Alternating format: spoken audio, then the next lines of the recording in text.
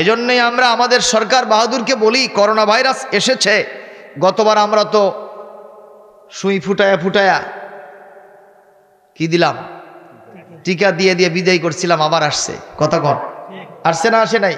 এরকম হাজারো টিকা দিয়ে শেষ করেন, আবার সামনেবার শীতের সময়ে এই সর্দি কাশি হবে, টেস্ট করলে করোনা ধরা পড়বেই। কথা কয় না?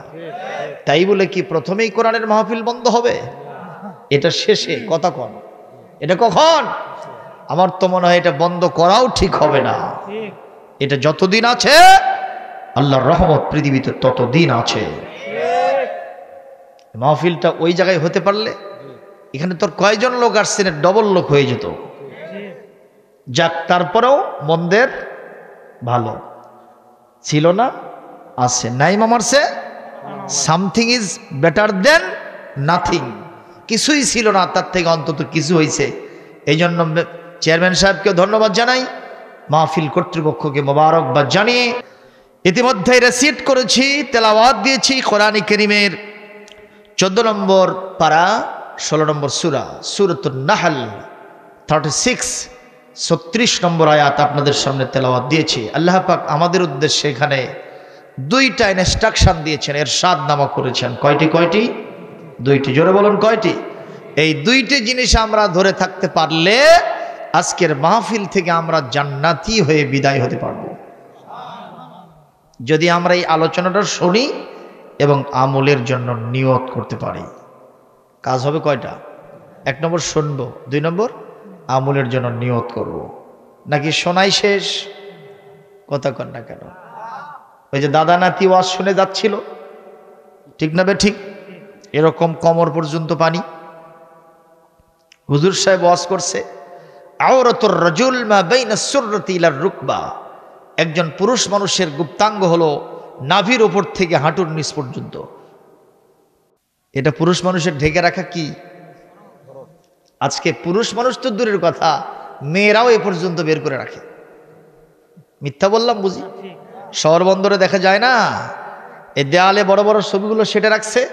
এলে কি এমনি হয়েছে না এক জায়গায় হয়েছে সেটা তুলছে? কথা কন না কেন? বাংলাদেশে অবস্থা চলছে, আল্লাহর রহমত আসবে কেমনে আপনি চিন্তা করুন। ওই জলসাগুলো কি বন্ধ আছে? ভাইরা আমার, এখন এই ওয়াজ শোনার পরে দাদা নাতি 2 জন, নাতি হলো নতুন শ্রোতার, দাদা হলো ইসরা পাকা, ওই আগের থেকে শোনে একটাও মানে না। গভীর রাত, নদী ভাঙ্গে আসছিল এই ওয়াজ মানার জন্য। নাতির দৃঢ় ইচ্ছা, আমি এই ওয়াজ মানবই, তাতে যা আছে কপালে হবে কাল সকালে। যখন নদী পার হয়, কোনো প্রকারের কাপড় চোপড় উঠাই নাই, ওই পারে গিয়া শীতের রাত খালি থরথর করে কাঁপতেছে। দাদাকে লাইট মেরে দেখে খটখটা। হ্যাঁ দাদা, তুমি কিভাবে পার হইলা? তোমার জন্য কি আসমান থেকে বোরাক নাজিল হইল নাকি? দাদা বলে, তুই নতুন মানুষ, বুঝবো না, সব ওয়াজ নদী পার করা যায় না। ওই পাশে ওয়াজ রাখছে, তার মানে কোন কায়দায় পার হইছে আপনি একটু গবেষণা করে বলেন। এই রকম শ্রোতা হওয়ার কোনো সুযোগ নাই। কথা বলেন ঠিক না বেঠিক? আল্লাহ রাব্বুল আলামিন কোরআন কারীমের সূরাতুজ জুমার আয়াত নম্বর 18-তে বলেন, আল্লাযীনা ইয়াস্তামিউনাল কওলা ফায়াত্তাবিউনা আহসানাহু উলাইকাল্লাযীনা হাদাহুমুল্লাহ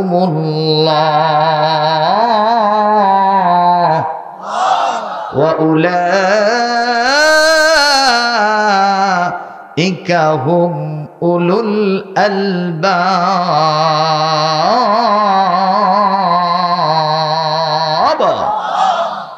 আল্লাহ রাব্বুল আলামিন বলেন, যারা আমার কোরআনের কথা শোনে এবং এটা মেনে চলছে বা চলবে, ইয়াস্তামিউনা, যারা কোরআনের কথা শুনছে এবং শুনবে, তা আবার মনোযোগ দিয়া।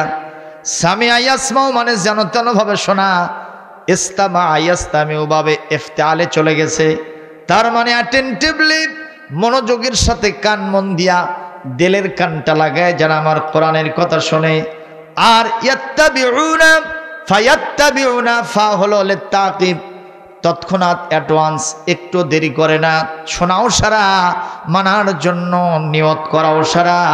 এই ব্যক্তিরা হলো এমন লোক যাদের জন্য আমি আল্লাহ জান্নাতের রাস্তাটা দেখায় দিয়েছি। হেদায়েত প্রাপ্ত বান্দাদেরকে যদি দেখতে চাও, কোরআনের মাহফিলের শ্রোতাদেরকে দেখে নাও।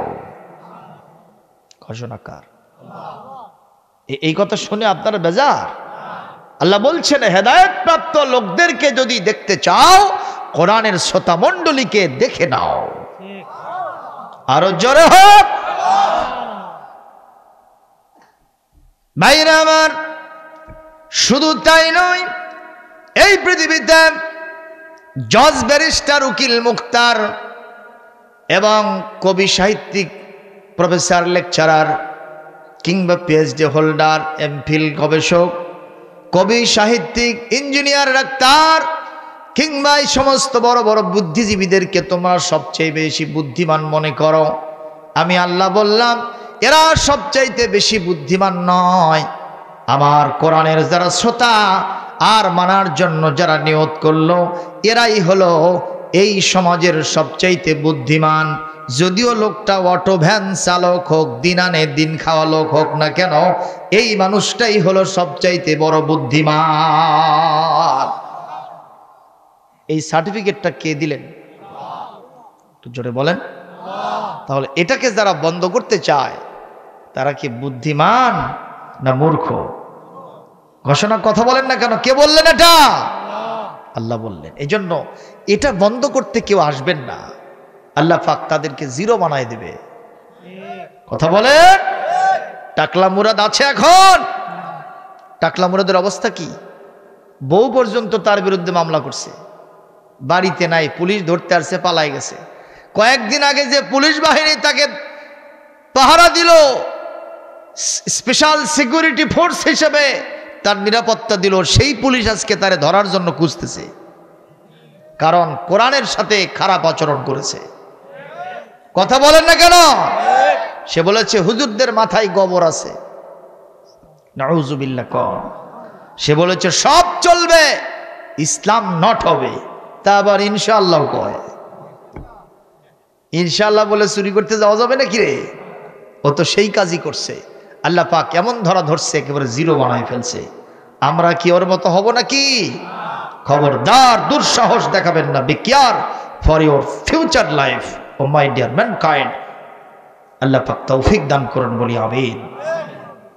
সম্মানীয় উপস্থিতি, কোরআন কারীমের এই আয়াতের বঙ্গানুবাদ হলো ওয়ালাকাদ বা'আসনা ফি কুল্লি উম্মাতির রাসূলা। পৃথিবীর সব জাতির নিকট আমি একজন করে রসুল পাঠাইছিলাম।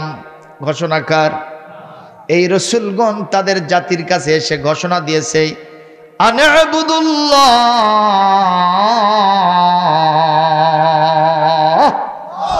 তোমরা এক আল্লাহর দাসত্ব এবং গোলামি করো। ওয়াজতানিবুত তাগুত, তোমাদের ভিতরে আল্লাহ বিরোধী যত শক্তি আছে সবগুলোকে তোমরা পরিহার করো।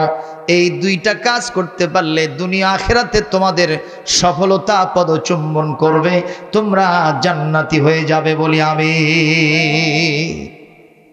কয় দফা কাজ হলো? পৃথিবীর সব নবী রাসূলরা এসে তাদের জাতির কাছে এই দুই দফা দাওয়াতি কাজ করেছে। মারহাবা, জোরে কর।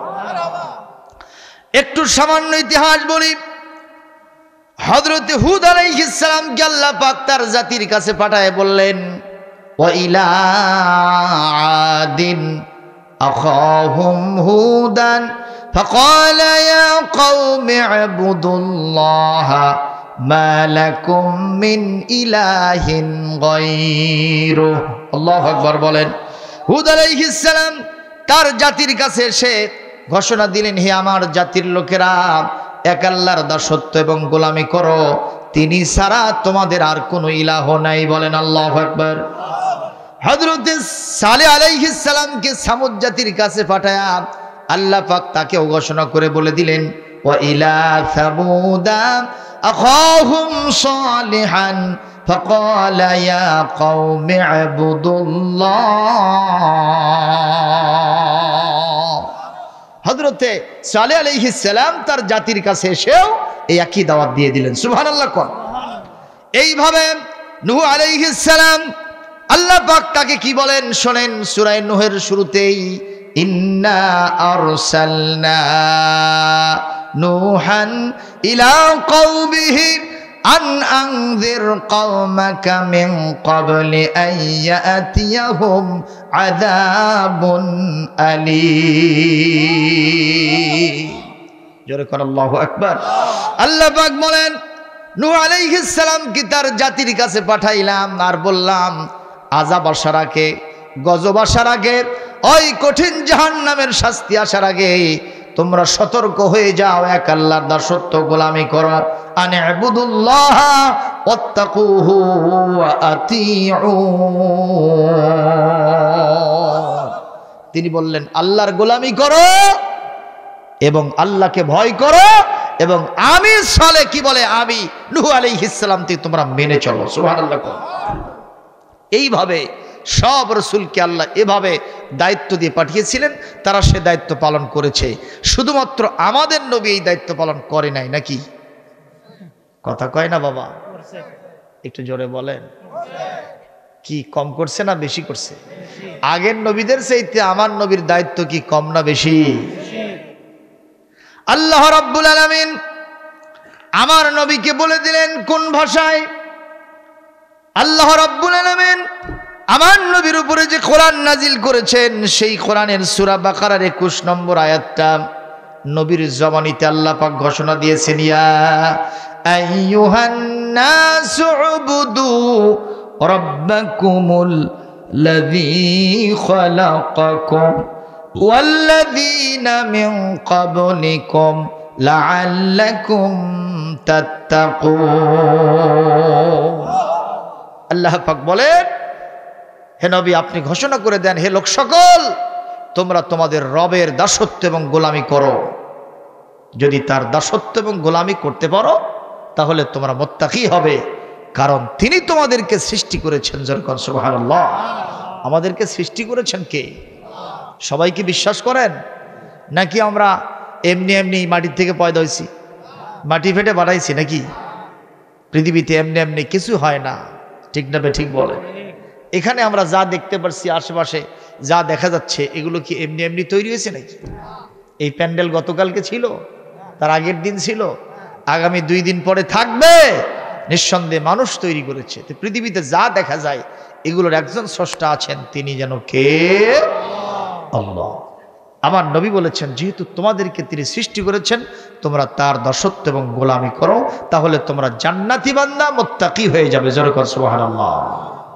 আল্লাহ রাব্বুল আলামিন নবীজিকে আরো একটু বড় দায়িত্ব গুরু দায়িত্ব দিয়ে বললেন নবী হে এই দায়িত্ব পালন করতে গেলে পৃথিবীর কোনো জাতির লোকদেরকে লোকেরা ছাড়ে নাই তাদেরকে প্রথমে গালিগালাজ করেছে প্রথমে বাধা দিয়েছে কাম হয় নাই এরপরে গালিগালাজ করেছে তাও কাম হয় নাই রাস্তার ভিতরে ব্যারিকেড দিয়েছে কাঁটা গোজ মেরেছে বিভিন্ন গু-গোবর তাদের উপরে নিক্ষেপ করেছে সামাজিক অবরোধ সৃষ্টি করেছে তাও কাম হয় নাই এক পর্যায়ে ফিজিক্যাল টর্চার শারীরিকভাবে নির্যাতন করেছে তাও কাম হয় নাই এক পর্যায়ে মৃত্যুর ভয় পর্যন্ত দেখাইছে ফাঁসির কাস্টে ঝুলাইয়া জমিন থেকে বিদায় করে দেবে এরকম ভয় দেখানো হয়েছে কিন্তু তাতেও আমার রাসূলরা নিবৃত্ত হয় নাই নবী হে আপনাকেও এই কাজ করতে হলে এই রকম ঝুঁকি সামলাতে হবে কথা বলেন ঠিক কিনা খেয়াল করেন নবীজি সাল্লাল্লাহু আলাইহি ওয়াসাল্লাম ওহী নিয়ে যখন আম্মা জান খাদিজার ঘরে গিয়েছিলেন খাদিজা রাদিয়াল্লাহু তাআলা আনহা বিশ্ব নবীকে বললেন আপনার অবস্থা এরকম কেন বলে এক জ্যোতির্ময় পুরুষের সাথে আমার দেখা হয়েছে একবার নয় দুইবার নয় 3 বার ধরে আমাকে তার বুকের সাথে চাপ দিয়েছে হাত্তা বালাগা মিন্নিল জুহুদু আমার বড্ড কষ্ট হয়েছে এ খাদিজা জাম্মিলুনি জাম্মিলুনি, চাদর আর কম্বল দিয়া তোমরা আমাকে আবৃত করে দাও। হযরত আম্মা জান খাদিজা আবৃত করে দিলেন। রাসূলুল্লাহর জ্বর উঠে গেল, শেষ হয়ে গেল। রাসূলুল্লাহ সাল্লাল্লাহু আলাইহি ওয়াসাল্লামকে নিয়ে আমার মা খাদিজা চলে গেলেন ওয়ারাকা বিন নওফলের কাছে। ওই জামানার সবচাইতে বয়োজ্যেষ্ঠ বৃদ্ধ মানুষ, ইনজিল কিতাবের পারদর্শী মানুষ ছিলেন, আসমানি জ্ঞান তার ছিল। ওনার কাছে নিয়ে যায় বললেন, দেখেন তো আপনার ভাতিজার হয়েছেটা কি? উনি বললেন, এ ভাতিজা কি হয়েছে তোমার? বলে, এই রকম একজন জ্যোতির্ময় পুরুষ এসে আমাকে 3 বার ধরে চাপ দিয়েছে, তারপরে আমার শরীরে জ্বর উঠে গেছে। হযরত ওয়ারাকা বিন নওফল বললেন, আপনার জন্য কোনো টেনশন নাই, আপনার জন্য কোনো চিন্তার কারণ নাই। হাদান নামুসুল্লাযী কানা ইয়ানজিলু আলা মূসা আলাইহিস সালাম, এ তো সেই বার্তাবাহক ফেরেশতা, এর নাম জিবরাইল আলাইহিস সালাম, এর নাম নামুস।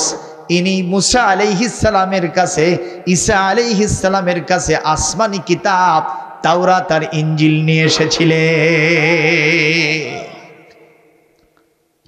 সাউফা তুবআসু সাদিকান নাবিয়ান রাসূলান মুরসালান। আল্লাহু আকবার। অচিরেই আপনি একজন সত্য নবী হিসেবে, রাসূল হিসেবে মনোনীত হতে যাচ্ছেন, তাতে কোনো সন্দেহ নাই। আপনারা জবাব দেন, কোন পরিবারের একটা ছেলে যদি চাকরি পায়, তার পরিবারে কি দুঃখ হয়, কষ্ট হয়, কান্নাকাটি হয়, কি হয়? খুশি হয়, আনন্দ হয়। কথা কোন? এনজিওর চাকরি পাইছে, একটা দোকান কর্মচারী হয়েছে, বাস তার একটা কর্মসংস্থান হয়েছে। কথা কন না কেন? আর যদি সরকারি চাকরি হয়, সচিব হয়েছে, চেয়ারম্যান হইলে কি হয়? আমি অনেক জায়গায় শুনি মেম্বার হয়ে বলে 5টা গরু খাওয়াছে, কোন এক জায়গার ইতিহাস শুনলাম। আর চেয়ারম্যান হলে তো মানুষ মাথা উঠায় লাচায়। কথা কন? টাকার মালা দেয়, ফুলের মালা দেয়, মালার ভারে চেয়ারম্যান সাহেব মাটির মধ্যে নুয়ে পড়ে। 5 বছর পর আবার জনগণের দ্বারে দ্বারে যেতে হয়। কথা কন না কেন? এগুলো পাইলে যদি খুশি হয় মানুষ। আমার রাসূল সাল্লাল্লাহু আলাইহি সাল্লাম, তিনি বিশ্ব নবী হতে চলেছেন, সাইয়্যিদুল মুরসালিন হতে চলেছেন, খাতামুন নাবিয়্যিন হতে চলেছেন, তিনি শাফিউল মুজনিবিন হতে চলেছেন, তিনি মাকামে মাহমুদের সাহেব হতে চলেছেন। সেই নবীর পরিবারে আনন্দ নাকি দুঃখ বেদনা? কথা বলেন না কেন? আমার নবী নবুয়ত পাওয়াতে আপনারা বেজান নাকি? ওই শিয়ারা বলে যে নবুয়ত ভুল করে দিয়েছে নবী। এই নবুয়ত যাওয়ার কথা ছিল আলীর কাছে। হযরতে আলী ওদের মাথার বাড়ি দিয়ে কয়, পাগল, যেই নবীর কদম চুমতে পারলে আমি ধন্য হই, সেই নবীর ব্যাপারে আমাকে নিয়ে উচ্চবাচ্য করেছ, আমি তোমাদের সাথে নাই। মারহাবা কর। ওরা বলে এই কথা। এই জন্যেই শিয়াদের সাথে আমাদের কোনো আপোষ নাই, সম্পর্ক নাই। একেবারে কট্টরপন্থী শিয়া যারা, তারা অনেকে বলে নামাজ 3 ওয়াক্ত। কথা কয় না, কয় ওয়াক্ত? তারা বলে ইসলামের প্রথম খলিফা আবু বকর হতো না, আয়েশা রাদিয়াল্লাহু তাআলা আনহা বিশ্ব নবীকে প্ররোচনা দিয়েছে, মন্ত্রণা দিছে, নবী ওইটা শুনে মিসগাইড হয়ে আবু বকর দিছে। তাছাড়া এইটা হওয়ার কথা ছিল আলীর ভাগে। জোরে নাউজুবিল্লাহ কইবেন না? প্রিয় উপস্থিতি, আমাদের সোনার নবীজি নবুয়ত পাওয়ার কারণে আমরা খুশি না বেজার? এই মানুষের জন্যই নবী হওয়া সেজেছে, ঠিক না বে ঠিক বলেন? কারণ তিনি যে ব্যবহার দেখেছেন, এই ব্যবহারে লোকেরা বলেছে আপনি নবী হবেন না তো হবে কে? যুদ্ধ থেকে নবীজি ফিরে আসতেছেন, এক জায়গায় ডেরা গাড়লেন। সাহাবীগণ চিন্তা করলেন, এখানে তো সূর্যের কিরণ তির্যক ভাবে খারাপ ভাবে মাথার উপরে পড়তেছে, সবার মাথার উপরে আলো পড়তেছে, সূর্যের তির্যক কিরণটা পড়তেছে, আমাদের জন্য কষ্ট হোক, কিন্তু নবীজির জন্য একটু গাছের ছায়া কোথায় পাওয়া যায়, আমরা সেখানে নবীজিকে বসাবো। আল্লাহু আকবার কোন। একবার যে বিশ্ব নবী সাল্লাল্লাহু আলাইহি ওয়াসাল্লামের জন্য খুঁজতে খুঁজতে একটা পাহাড়ের পাশে একটু ছায়াদার জায়গা পাওয়া গেল। একটা ছোট্ট বাবলার গাছও ছিল। নবীজি সাল্লাল্লাহু আলাইহি ওয়াসাল্লাম সেখানে আরাম ফরমাতে চান না, কিন্তু সাহাবীরা কখনোই ছাড়ে না, কারণ আমার নবী এমন, নিজে আরাম নিবেন আর সবাই কষ্ট থাকবে, এরকম নবী আমারও ছিলেন না। কিন্তু সাহাবীদের কথা, আমরা জান দেব প্রাণ দেব, আপনাকে কষ্ট করতে দেব না। মারহাবা কোন? আচ্ছা, এখন এই সুযোগ কি আমাদের আছে? কথা কন না কেন? আপনার চাইতে নবীকে একটু ভালো পোশাক দেবেন, বাংলাদেশ থেকে চিন্তা করলেন, কিন্তু নবী কি পাবেন? এখন একটু ভালো খানা দিবেন, কারণ আল্লাহ রসুল বলেছেন, লা ইউমিনু আহাদুকুম হাত্তা আকুনা আহাব্বা ইলাইহি, তোমাদের সকলের চাইতে আমি বেশি প্রিয় না হওয়া পর্যন্ত ঈমানদার হইতে পারিবা না। তাহলে এখন নবীকে সেই ভালোবাসা দেওয়ার পদ্ধতিটা কি? সেটা হলো নবীর রেখে যাওয়া আদর্শ আমাদের মেনে চলতে হবে, তাতে জান গেলেও কোনো পরোয়া করা চলিবে না। রাজি আছি ইনশাল্লাহ? ইনশাল্লাহ রাজি আছি কিনা? কিন্তু আমি তো দেখতে পাচ্ছি অনেকের মুখে রাসূলুল্লাহ দাড়ি নাই। দাড়ি রাখা কি খুব কঠিন? কথা বলছেন না কেন যুব সম্প্রদায়? দাড়ি রাখা কোনো কঠিন কাজ নয়।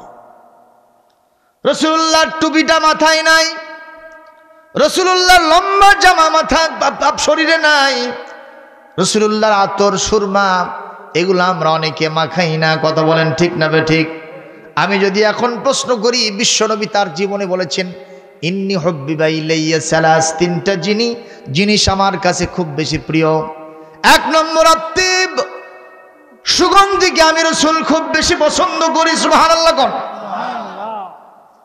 দুই নম্বর ওয়ান্নিসা, মহিলাদেরকে আমি খুব বেশি ভালোবাসি, নারী জাতিকে আমি খুব পছন্দ করি। আর তিন নম্বর কুররাত আইনি ফিস-সালাহ, বসে থাকলে, চুপ করে থাকলে, যদি আমার কোনো কাজ বাজ না থাকে, আমি রাসূল নামাজে দাঁড়ায়া চক্ষু শীতল হোক, এটা আমি খুব বেশি পছন্দ করি। ও মুসলমান, রাসূলুল্লাহর প্রিয় এই তিনটা জিনিসকে যারা প্রিয় হিসেবে গ্রহণ না করবে, বলেন বিশ্ব নবীর ভালোবাসা কি কাল কিয়ামতে তারা পাবে? একটা কথাই বলি, আজকে একটু হাত তুলে দেখেন তো, কার কার বাড়িতে আতর আছে? একটু হাত তুলে দেখান তো। ওই আতরের শিশি খালি পড়ে আছে ওটা না, আতর থাকা লাগবে। কার কার বাড়িতে আছে? আমার বাড়িতে আছে, হাত তুললাম আমি। এই যে দেখেন, এই যে দেখেন, এত সহজ আমল, এর থেকে আর কিছু আছে? হাত নামান। এই যে আতর বাড়িতে রাখা, এর থেকে ছোট জিনিস আর কিছু আছে রসুলের আমলের মধ্যে? কি হুজুর কথা বলেন না কেন? সেইটাই আমাদের নাই। আপনি হয়তো বলতেছেন হুজুর 1-2 ব্যাপার, কালকেই কেন? কিন্তু এইটা দেখা যাবে যে আর হবে না। ঠিক না বে ঠিক? রসুল রসুল করে আমরা খালি পাগল। ইয়া নবী সালাম আলাইকাই শুধু বিশ্ব নবীর ভালোবাসা না। কথা বলেন না কেন? আজকে রাসূলুল্লাহর এই সব সুন্নত নিয়ে আমাদের মধ্যে বাড়াবাড়ি শুরু হয়ে গেছে, কিন্তু মানার ক্ষেত্রে আমাদের অবস্থা একেবারে শূন্যের কোঠায়। আমি আজকে আমলের কথা বলবো ইনশাআল্লাহ। আগামী 1 সপ্তাহ টাইম দিলাম, বিশ্বনবীর একটা সুন্নত জিন্দা হয়ে যাক। সকলের বাড়িতে আতর রাখতে হবে 1 শিশি করে। যারা এই সৎ সহজ রাখেন হাতটা তুলে আল্লাহকে দেখান। 1 সপ্তাহের ভিতরে 1টা শিশি আতর আপনার বাড়িতে রাখবেন। অনেকের হাত এখনো উঠলো না, তার মধ্যে আমাদের হুজুরও আছে, বকুলের বাড়ির হুজুর। কি পারা যাবে না? হুজুর সাহেব তোলেন না কেন হাতটা? আল্লাহর ক্যামেরায় বন্দী হয়ে যাক। একটু জোরে বলেন লিল্লাহে তাকবীর। সুন্নতে নববী, সুন্নতে নববী। আল্লাহর নবী বলেন, মান তামাসসাকা বিসুন্নতি ইনদা ফাসাদি উম্মতি ফালাহু আজরু মিআতি শাহীদ। রাসূলুল্লাহর সহিহ হাদিস, তিনি বলেন, যারা আমার সুন্নতকে আঁকড়ে ধরবে, যখন আমার উম্মত গোলমালের মধ্যে পড়ে যাবে, বিভিন্নমুখী ফিতনা ফাসাদ সৃষ্টি হয়ে যাবে, এই সময় আমার সুন্নতকে যারা আঁকড়ে ধরতে পারবে, তারা যেন আমি রাসূলকেই ভালোবাসবেন, আর আমি রসুলকে যারা ভালোবাসলো কাল কিয়ামতে জান্নাতে তারা আমার সাথেই থাকবে। একটু জোরে কোন আমিন, আরো জোরে বলেন আল্লাহুম্মা আমিন। মুসলমান ভাইরা আমার, সেই জন্য আমি বলছি রাসূলুল্লাহর সব সুন্নাত এখন কিছু না কিছু আমাদের দেশে আছে। আমরা তো অন্তত কিছু লোক এখানে পেয়ে গেলাম যারা আতর রাখেন। কথা বলেন ঠিক না বেঠিক? আমার মনে হয় বিশ্বনবীর টুপির সুন্নত অনেকের মাথায় এখনো আছে, বিশ্বনবীর জুব্বার সুন্নত অনেকের শরীরে আছে, বিশ্বনবীর আতর মাখা, সুরমা মাখা, মিষ্টি খাওয়া, কদু খাওয়া, পাগড়ি লাগানো, রুমাল পরা, এই সুন্নত অনেকের আছে, দাড়ি রাখাও সুন্নত অনেকের আছে। কিন্তু বিশ্ব থেকে বিশ্বনবীর একটা সুন্নত বিদায় হয়ে গেছে, সেইটা হলো নবীজি মক্কা থেকে মদিনায় যাওয়ার পরে একটা ইসলামী রাষ্ট্র প্রতিষ্ঠা করেছিলেন। সেই রাষ্ট্রের কর্ণধার তিনি ছিলেন। মসজিদে নববী মদিনা আল মুনাওয়ারায় বসে তিনি সেখান থেকে বিচার সালিশ করেছেন। কথা কম কোরআনে কারিমের বিধানটাকে ইমপ্লিমেন্ট করেছেন, চিনি গম বন্টন করেছেন, সব ফয়সালা কোরআন থেকে তিনি মসজিদে নববীর অ্যাসেম্বলি ভবন থেকে দিয়েছিলেন। আমার মনে হয় বিশ্ব নবীর এই সুন্নতটা জমিন থেকে বিদায় হতে চলেছে। আমার মনে হয় আজকে যদি আমরা শপথ দিতে পারি, আমরা টাকা দেব, পয়সা দেব, সময় দেব, শ্রম দেব, আমাদের স্লোগান দিব, এমনকি জীবন দেওয়ার জন্য প্রস্তুত থাকব। মামলা হামলা, জেল জুলুম, জরিমানা যা হোক না কেন, আমরা বিশ্বনবীর সেই আদর্শ ইসলামী রাষ্ট্র প্রতিষ্ঠার জন্য আমরা সবাই কাজ করতে থাকব। তাহলে নবীর বড় সুন্নত বাস্তবায়ন হয়ে যাবে। ঠিক না বে ঠিক? একজন কবি আফসোস করে বলছেন, দাওয়াত খাওয়া সুন্নত আমাদের মধ্যে খুব আছে। কথা কয় না? তা আবার বগুড়া শহরে এক ইমাম সাহেবকে দেখলাম দাওয়াত দেশে, বাড়িওয়ালা বলতেছে, হুজুর খুব কষ্ট দিলাম, মনে কিছু নেবেন না। হুজুর সাহেব বলছে, এরকম কষ্ট একটু মাঝে মধ্যে দিলে ভালোই হয়। তার মানে উনি আরো দাওয়াত বেশি চায়। কথা কয় না? কথা কয় না? বগুড়া শহরে দাওয়াতের সিরিয়াল, আরে বাবা যা খাওয়ায়, খাওয়ানোর পরে আবার কর করা 1500 নোটটা ধরেও দেয়। এত কিছু করার পরেও রাস্তা পর্যন্ত সুন্নত অনুযায়ী হেঁটেও আসছে। আস্তে করে যদি তাকে বলা হয়, ভাই আমি জানি আপনার ইনকামের মধ্যে একটু হারাম আছে, আপনি এটা একটু ছেড়ে দেন, ওই দোস্ত খুশি না বেজার? এই হুজুরে কার দাওয়াত দেবে? কথা কন না কেন? ভাইজান আমি জানি আপনার মেয়েটা কলেজে পড়ে কিন্তু পর্দায় থাকে না, আমি দেখেছি আলট্রা মডার্ন হয়ে গেছে, তার শরীরে বোরখা ছিল না, আটো পাতলা ফিটফিটে পোশাক পরে গেছে, মেয়েটার বোরখা দিতে হবে। ওই দোস্ত কি বেজার না খুশি? কথা কন না কেন? ভাইজান ভাবি সাহেব এসে আমাদের আদর আপ্যায়ন করলো, আমরা তো বেগানা পুরুষ, আমাদের সামনে ভাবি সাহেব আর আসার কোনো প্রয়োজন ছিল না। কিন্তু অনেক হুজুর আবার চিন্তা করে এই সুযোগ ভাবিটা দেখে নিলাম। কথা কন না কেন? এইটা চলিবে না। আসলে এই দেশের পর্দা উঠে গেছে। গাইবান্ধায় সভা করতে গেছি, 3 জন তাগড়া মহিলা এসে বলতেছে, হুজুর আপনি প্রধান বক্তা? আমি বললাম হ্যাঁ। আপনাদের তাতে কি হয়েছে? হুজুর একটু দেখতে আসলাম। প্রধান বক্তা দেখতে আসছে, কি চিন্তা করেন? আর এখন ইসলামী জালসার মাহফিলের মঞ্চে আসতেছে মহিলারা, কথা বলেন না কেন? হুজুর ওয়াজ করতেছে, তার পাশে বসা মহিলা আছে না নাই? শেষ হয়ে যাচ্ছে। সেক্ষেত্রে আমাদের আব্দুল হামিদ হুজুর নন্দমাত সিংজানি মাদ্রাসার আমার ওস্তাদ, উনি এই শেরপুরের রামনগর এক মসজিদের ইমাম। আমি ওখানে ওয়াজ করতে গেছি, উপজেলা ভাইস চেয়ারম্যান প্রার্থী এক মহিলা আসছে। কে আসছে? হ্যাঁ আসছে। ওখানে এসে খালি আনাচানা করতেছে, উঠবে। হুজুর বলতেছে, কি কন আপনি, কি ব্যাপারটা কি? কাজে আমি একটু কথা কব। হুজুর আমার থেকে মাইক কেড়ে নিয়ে বলতেছে, বাবা একটু কথা কই।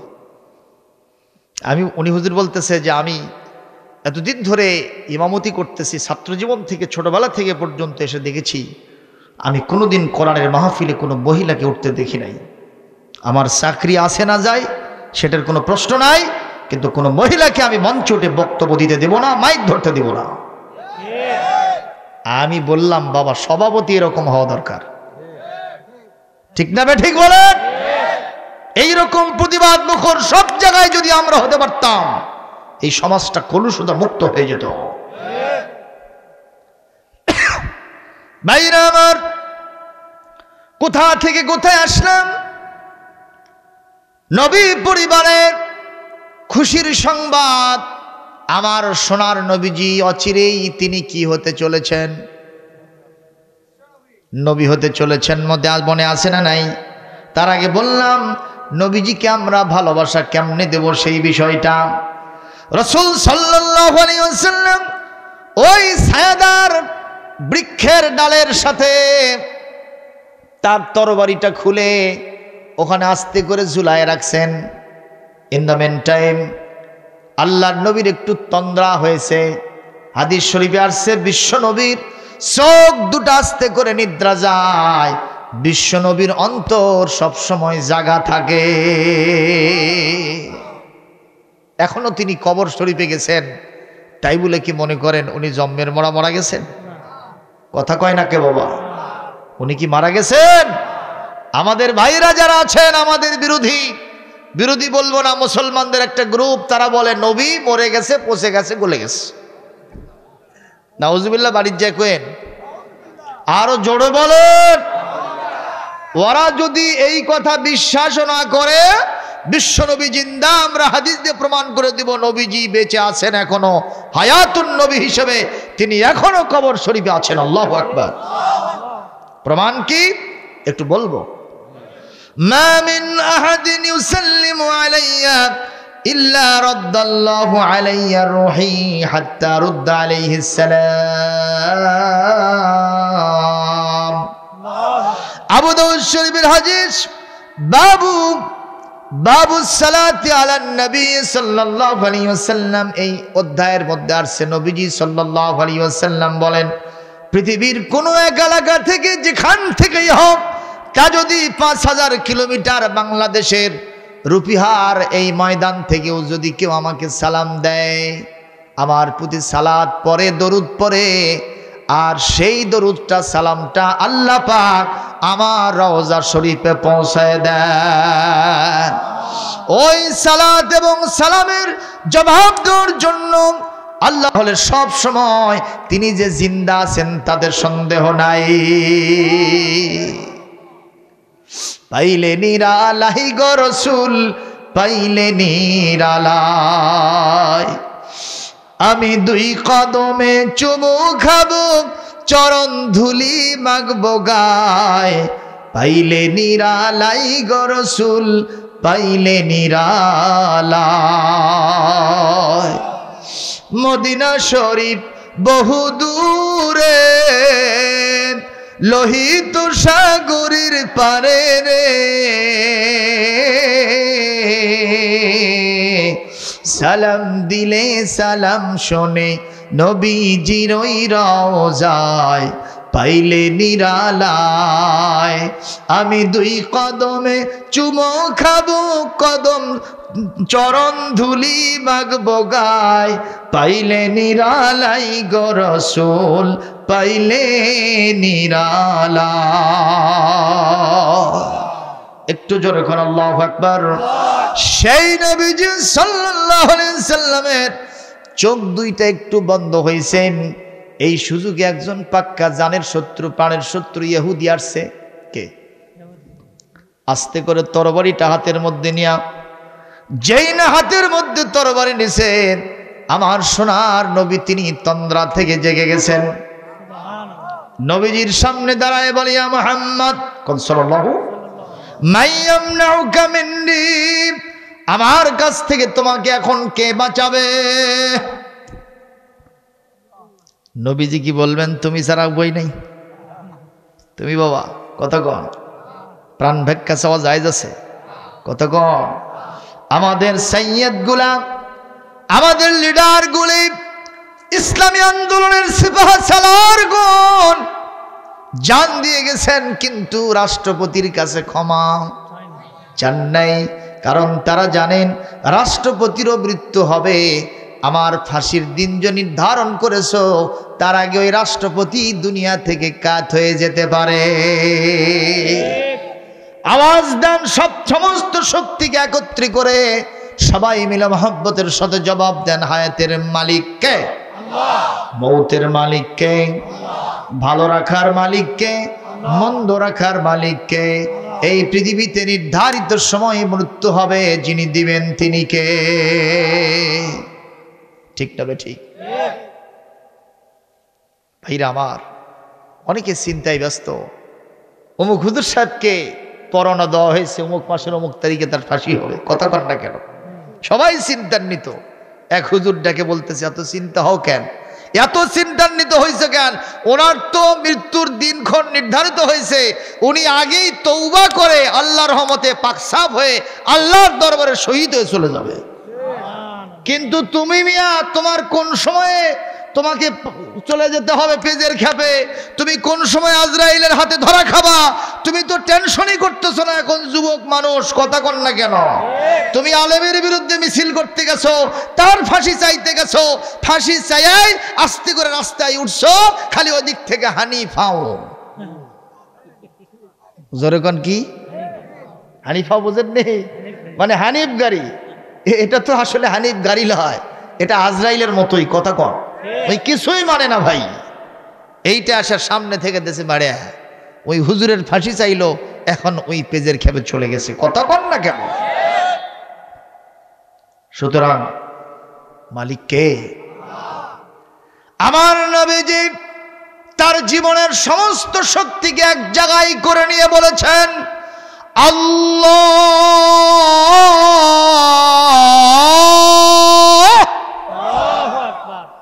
এই কথা বলাও সারা, ওর হাতে থরথরি কাঁপ হওয়ার সারা, হাত থেকে তরবারি মাটির মধ্যে পড়ে গেছে।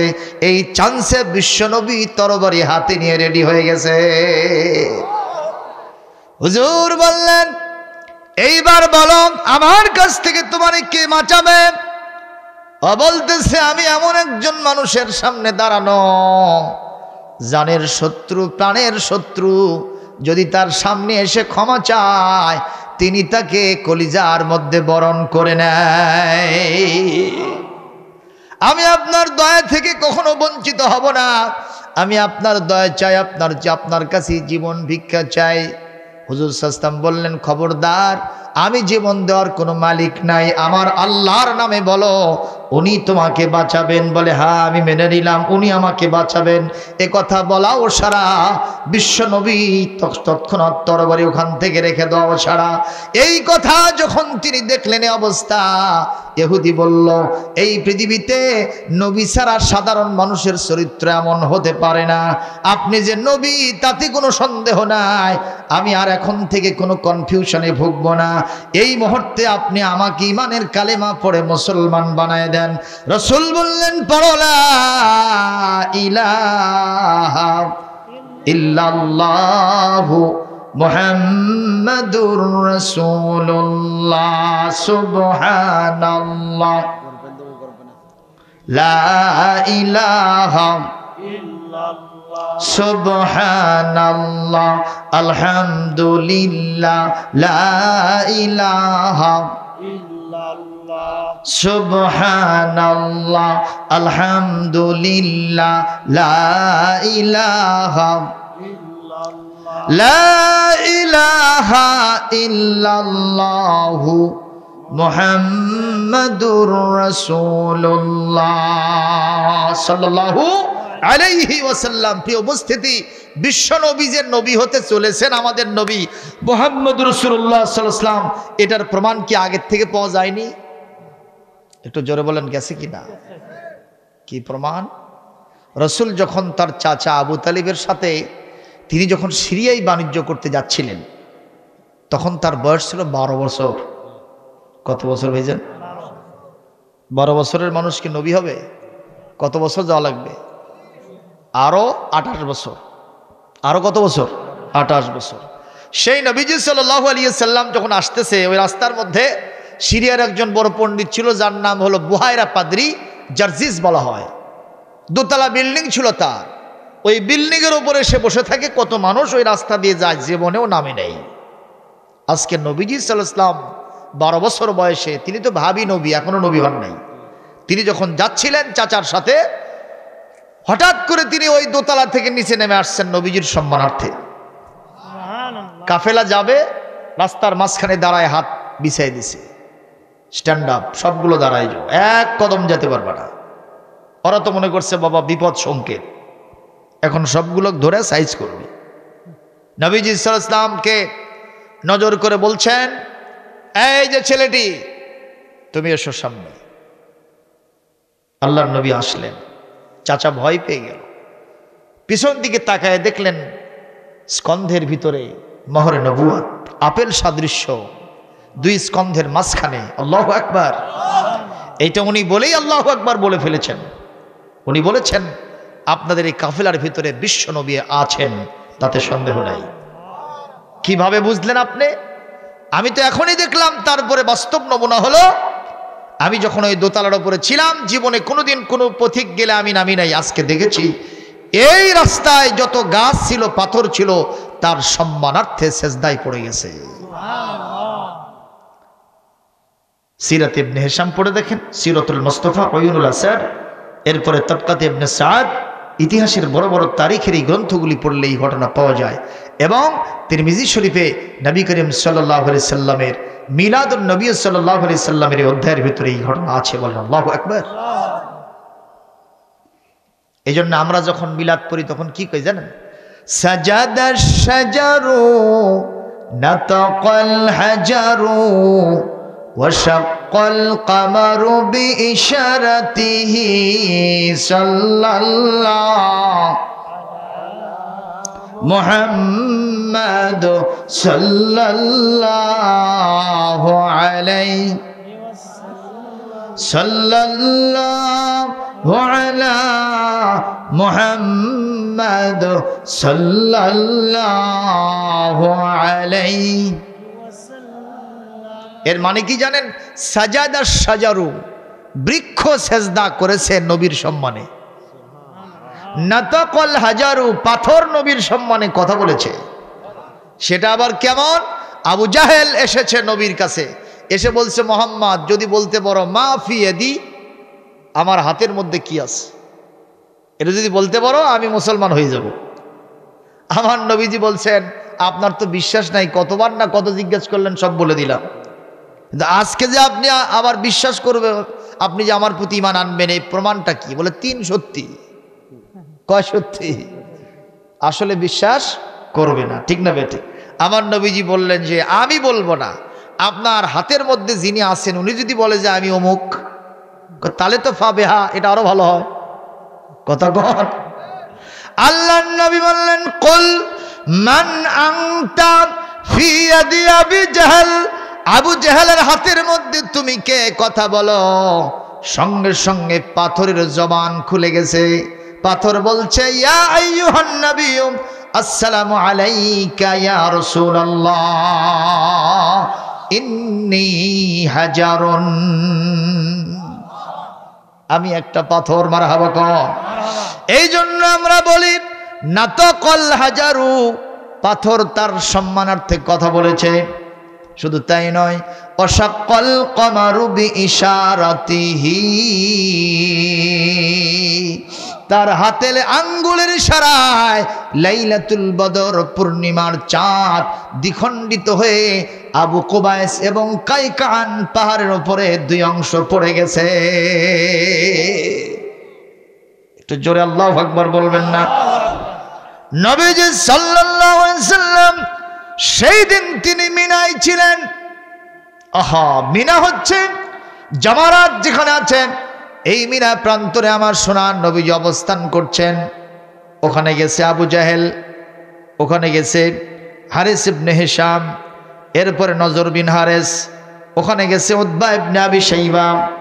এইভাবে আখনাস ইবনে শরীক কয়েকজন পাক্কা লিডার গিয়ে আমার নবীর কাছে বলতেছে মুহাম্মদ উসবুত আল আদিল্লাতুল কাতিআতা আলা নবুয়্যিতিকা ওয়া রিসালাতিকা, তোমার নবুয়ত এবং রিসালাতের উপরে আরেকটা দলিল আমাদের সামনে উপস্থাপন করো। বলে চাচাজি আপনারা কি চান সেটাই বলেন। বলে তোমার আঙ্গুলের ইশারায় এই যে লাইলাতুল বদর পূর্ণিমার চাঁদ আমরা দেখতে পাচ্ছি, তুমি হাত দিয়ে ইশারা করবা, আঙ্গুলের ইশারা করবা, যদি ওটা দ্বিখণ্ডিত হয়ে যায় আমরা তোমার উপরে ঈমান আনতে এতটুকুন দেরি করব না। এ কথা বলাও সারা, আমার নবী আল্লাহর জন্য সেজদায় পড়াও সারা। সেজদায় পড়লে মানুষের সম্পর্ক আল্লাহর সাথে বাড়ে না কমে? একটু জোরে বলেন না কেন? আল্লাহর সাথে সম্পর্ক বেড়ে যায়, কারণ আল্লাহ নিজে বলেন আসজুদ ওয়াকতারিব, সেজদা দাও আর সেজদার মাধ্যমে আমার আল্লাহর নিকটবর্তী হয়ে যাও। সেজদা দেওয়া মানে কি খালি সেজদা? কি করা? নামাজ পড়া। কথা কন না কেন? কি পড়া? নামাজ পড়া। আর কিছু কিছু শয়তানরা কয় পানির তলে আগুন জ্বলে, পানির তলে আগুন জ্বলে, ঝড় বাতাসেই নেবে না। আমার বাবার মুরিদ হলে নামাজ রোজা লাগে না, লাগে না, লাগে না। এরকম বাবা ধরবেন? কথা কয় না বাবা? ল্যাংটা বাবা, চট বাবা, জট বাবা, পট বাবা, কলকে বাবা, আমাদের দেশে এরকম বাবা থাবা আছে না নাই? কন খাজা বাবা, যত গাজা তত যাজা আছে না? কি সব নাম সেরে বাবা, ঢাক ঢোলক বাজায়। আর সেদিনকে দেখলাম কবরে ঢুকাইতেছে, সেখানে আবার ঢোলক বাজাইতেছে। এগুলো কি নেটের যুগে আবার নতুন করে বলা লাগে? যুবকরা কথা কোস নাকি বাবা? ঠিক না বেঠে? এগুলো হলো ভণ্ড। দিতে হবে দণ্ড, মারতে হবে ঠান্ডা। কি বলে? ডান্ডা করে দিতে হবে ঠান্ডা। জোরে কোন ঠিক কিনা? আবার ওই কাহালুর এক কবি বলছে কি সুন্দর করে, বলবো বলবো?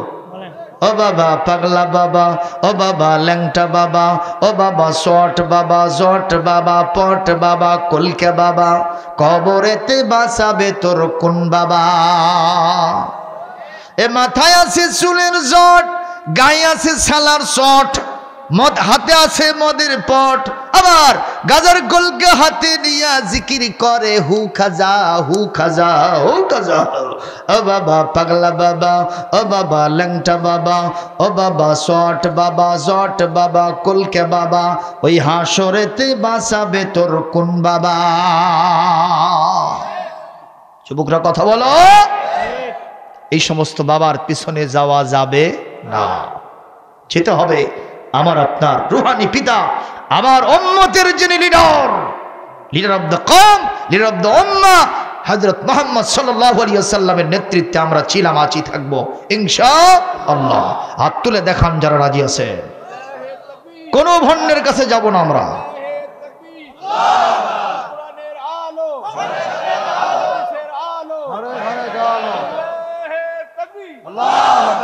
হাত নামা। রাসূল আকরাম সাল্লাল্লাহু আলাইহি সাল্লাম সেজদায় যাওয়ার কারণে সম্পর্ক পয়দা হলো কার সাথে? আল্লাহর সাথে সম্পর্ক হলো। উনি বললেন আল্লাহ ওরা তো এইটা দেখতে চাচ্ছে। আল্লাহ বলেন আপনি দরখাস্ত দিয়েছেন, আপনি সাল তোতা, সাল তোতা, আপনি প্রশ্ন করেছেন, চেয়েছেন, আপনাকে দিয়ে দেওয়া হলো। আল্লাহ রাসূল এভাবে শুধু আঙ্গুলি ইশারা করেছেন, দৃশ্যমান হয়েছে। আবু কুবাইস পার যারা হজ করেছেন তারা দেখেছেন কাবা শরীফের অদূরে অবস্থিত আবু জেহেলের বাড়ির পাশেই আবু কুবাইস পাহাড়। এই পাহাড়ের ভিতরেই আমাদের আবুল বাশার আদম সফিউল্লাহ আলাইহিস সালামের কবর শরীফ আছে। সুবহানাল্লাহ বলতে পারেন না মিয়া? এবং যেখানে হাতিম, এখানে 70 জন নবীর কবর আছে। জোরে বলেন। যেখানে কাবা শরীফের গেট থেকে আপনার এই যে মাকাম ইব্রাহিম পর্যন্ত যে জায়গাটুকুন, এর ভিতরে 70 জন নবীর কবর আছে। কোন জায়গা সেটা? আপনার যাইতে মন চায় না? ওই জায়গার আলাদা কোশেষ আছে, আলাদা মর্যাদা আছে। আল্লাহ রাব্বুল আলামিন বলেন কেন যাবা না? ফিহি আয়াতুম বাইয়িনাতুম মাকামু ইব্রাহিম।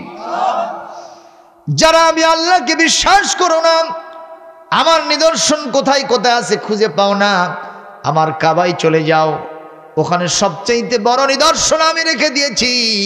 আমার 5000 বছর আগে ইব্রাহিম আলাইহিস সালাম তার ছেলে ইসমাইলকে নিয়ে কাবা যখন তৈরি করতেছিলেন, ওই কাবার দেয়ালটা যখন উপরে উঠেছে, এখন হাতও পাওয়া যায় না, একটা পাথর সেখানে রাখলেন, সেই পাথরের উপরে পা দিলেন, আমি আল্লাহ পাক আপন কুদরতে পাথরটা মমের মতো গলে দিয়ে দিলাম, আর ইব্রাহিমের পাটা সেখানে খচিত হয়ে গেল।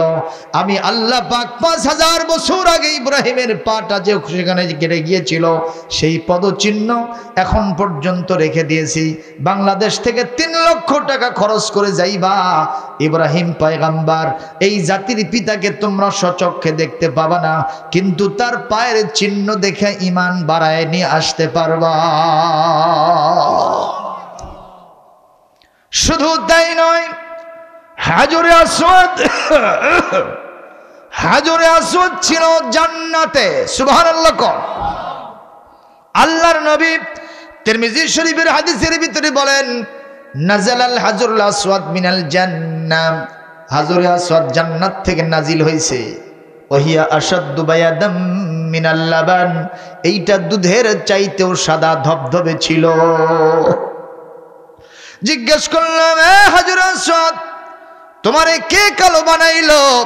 হাজরে আসওয়াদ জবাব দিচ্ছে, সাওয়াদাতহু খাতায়া বনি আদম।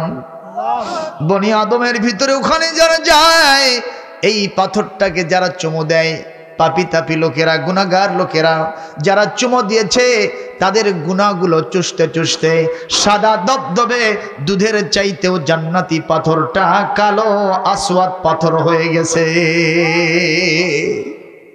একটু জোরে কোন আল্লাহু আকবার।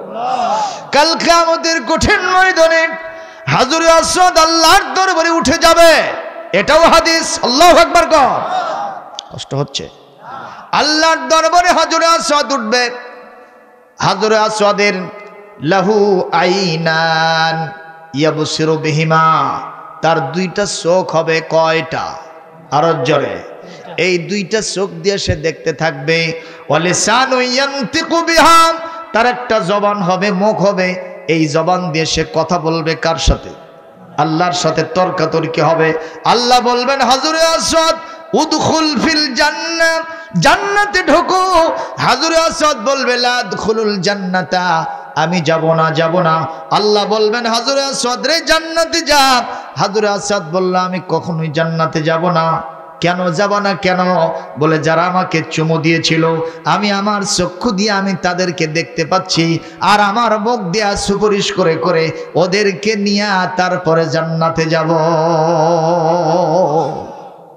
এই জন্য যাওয়া দরকার আছে না নাই? একটু কারা কারা গেছেন আল্লাহকে হাত তুলে দেখানো উৎসাহিত হয়ে যাবে লোকেরা।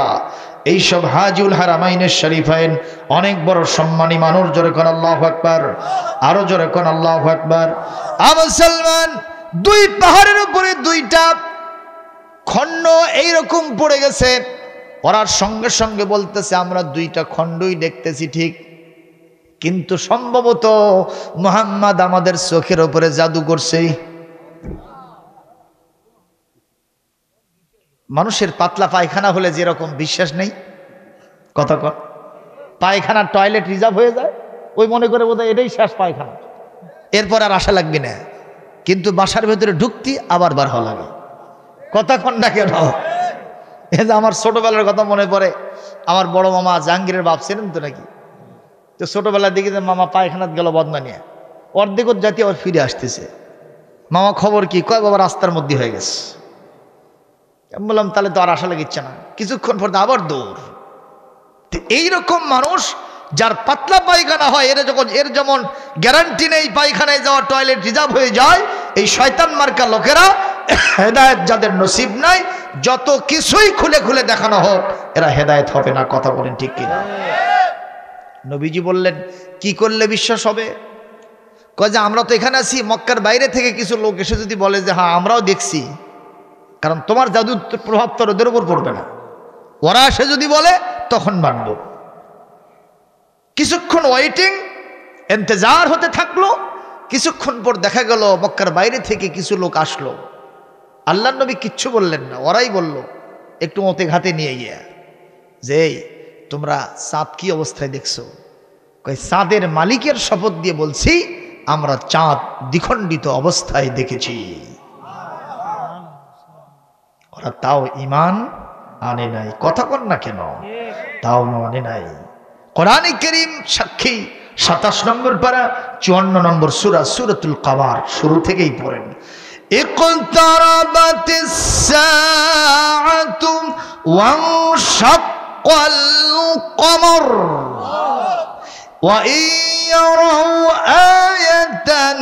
وإن يروا آية يعرضوا ويقولوا هذا سحر মুস্তামির একটু জোরে বলেন আল্লাহু আকবার আল্লাহ পাক বলেন কিয়ামত নিকটবর্তী হয়ে গেছে আমার নবীর দোয়াতে আঙ্গুলের ইশারাতে আমি আল্লাহ চাঁদটা দ্বিখণ্ডিত করে দিয়েছি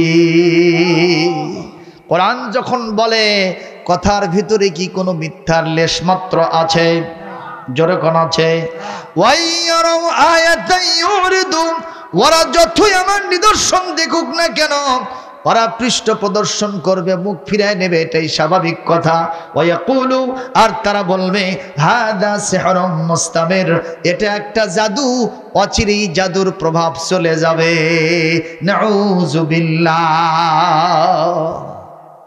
কষ্ট হচ্ছে মুসলমান কষ্ট হচ্ছে ওরা এটা মেনে নিল না কিন্তু আমরা কি প্রমাণ করতে পারবো না চাঁদে গেল নীল আর্মস্ট্রং চাঁদে গেল মাইকেল কলিন্স কথা কন না কেন আমেরিকার নিউ ইয়র্ক সিটি থেকে তারা এক সময় চাঁদে গিয়েছিল সর্বপ্রথম আমরা ছোটবেলায় আমরা ভূগোলের বইতে পড়েছি তো এগুলো কথা কন না কেন পড়েছেন না তারা চাঁদ থেকে এসে বলল আমরা চাঁদে গিয়ে দেখে আসলাম চাঁদের মধ্যে ফাটল সুবহানাল্লাহ আগামীকাল এটা কোন ফাটল যেটা আমার বিশ্ব নবী করেছিলেন তার আসরটা এখন পর্যন্ত রয়ে গেছে শুধু তাই নয় তারা সেখান থেকে এসে সাক্ষী দিল আমরা এতদিন পর্যন্ত মসজিদ থেকে মিনার থেকে যে ধ্বনি উচ্চারণ করে মুয়াজ্জিনেরা আমরা এটা বিশ্বাস করি না এটা কি বিষয় আমরা সেম ধ্বনিটা আমরা আরশ কি বলে চাঁদের ময়দানে গিয়ে সেখানেও শুনতে পেয়েছি সেখানেও এই ধ্বনি উচ্চারিত হচ্ছে সুতরাং ওই ধ্বনির সাথে এই ধ্বনির মিল আছে আমরা বিশ্বাস করছি এই আজান সঠিক আজান এটাই হলো আল্লাহর ধ্বনি জোরে কোন মারহাবা একটু জোরে বলি আল্লাহু আকবার আমার আল্লাহ আছেন না নাই কে তিনি আল্লাহ আমাদের রব কে একটু বলেন তার নামে একটু গান গান রব এই রবই আমার সব আল্লাহ আমার রব এই রবই আমার সব দামে দামে তনু মনে তারি অনুভব আল্লাহ আমার রব এই রবি আমার সব তোমার দুনিয়াতে আমি যেদিকে তাকাই অথই নিয়ামতে ডুবে আছি সবাই পাখ পাখালির গানে শুনি তাসবিহ কলো রব তাসবিহ কলো রব আল্লাহ আমার রব এই রবি আমার সব বলেন আল্লাহ আমার রব আল কোরআনের পথ এই পথই আসল পথ অন্য পথে অন্য মতে নেই যে রহমত আল্লাহ আমার রব এই রবি আমার সব কষ্ট হয় মোনাজাত দেব আলোচনা তো শুরুই হয়নি এতক্ষণ কি হলো তাহলে ইন্ট্রোডাকশন মুকদ্দমা ভূমিকা পর্ব পটভূমিকা মুখবন্ধ কেবল হলো কতবার শুনবেন এ কোরআন ওয়াজের কিতাব সুবহানাল্লাহ আমার ছাত্ররা কয় হুজুর ওয়াজের বইয়ের নাম লিখে দেন তো আমি 1 নম্বরে লিখি আল কোরআনুল কারীম সুবহানাল্লাহ আল্লাহ নিজে বলেছেন ইয়াইজুকুম লাআল্লাকুম তাযাক্কারুন যারা বলে এইটার দরকার নেই আমরা বলবো আল্লাহ নিজেই তো ওয়াজ করতেছেন আমরা আল্লাহর ওয়াজটা শুধু রিলে করে সম্প্রচার করে করে মানুষের সামনে শুনিয়ে দেই কথা বলো বাবা এই যুবকেরা কোরআন ছাড়া অন্য কোনো পথে যে কোনো শান্তি পাবে না কথা বলো যে দলে যে মতে যাবা সেটা যদি কোরআন বিরোধী হয়ে থাকে বিশ্বাস করো তোমার ওই দলের ভিতরে গ্রুপিং থাকবেই আর ওই গ্রুপিং এর জ্বালায় তোমার এন্টি গ্রুপের জ্বালায় তোমার রাতে ঘুম হবে না ঠিক মতো তোমার ঠিক মতো খাওয়া দাওয়া হবে না তোমার ইলেকশন ঠিক মতো হবে না, রাস্তায় চলা ঠিক মতো হবে না, তুমি যেখানেই যাবে তুমি শান্তি পাবে না। এক পর্যায়ে বিরোধী গ্রুপের গুলির আওয়াজে তোমার গগন বিদারী আওয়াজে তোমার ঘুম নষ্ট হবে, এমনও হতে পারে ওই গুলি তোমার বুকে লেগে তোমার জীবনটাও চলে যেতে পারে। ঠিক না বে ঠিক? একটা নয়, দুইটা নয়, বারবার প্রমাণিত হয়েছে। সুতরাং আজকের মাহফিলে এই যুব সম্প্রদায়, আজকের অডিয়েন্সকে আমি বলতে চাই, only for Islam, there is no way, there is no guideline without Islam. Islam ছাড়া অন্য কোনো ধর্মমত আসল নয়, সবগুলো নকল। শান্তি দিতে পারে কেবল Islam. No east, no east, Islam is the best best. ইসলামের পক্ষে যদি থাকতে চাও দুহাত তুলে যুবকরা আবার আল্লাহকে দেখাও।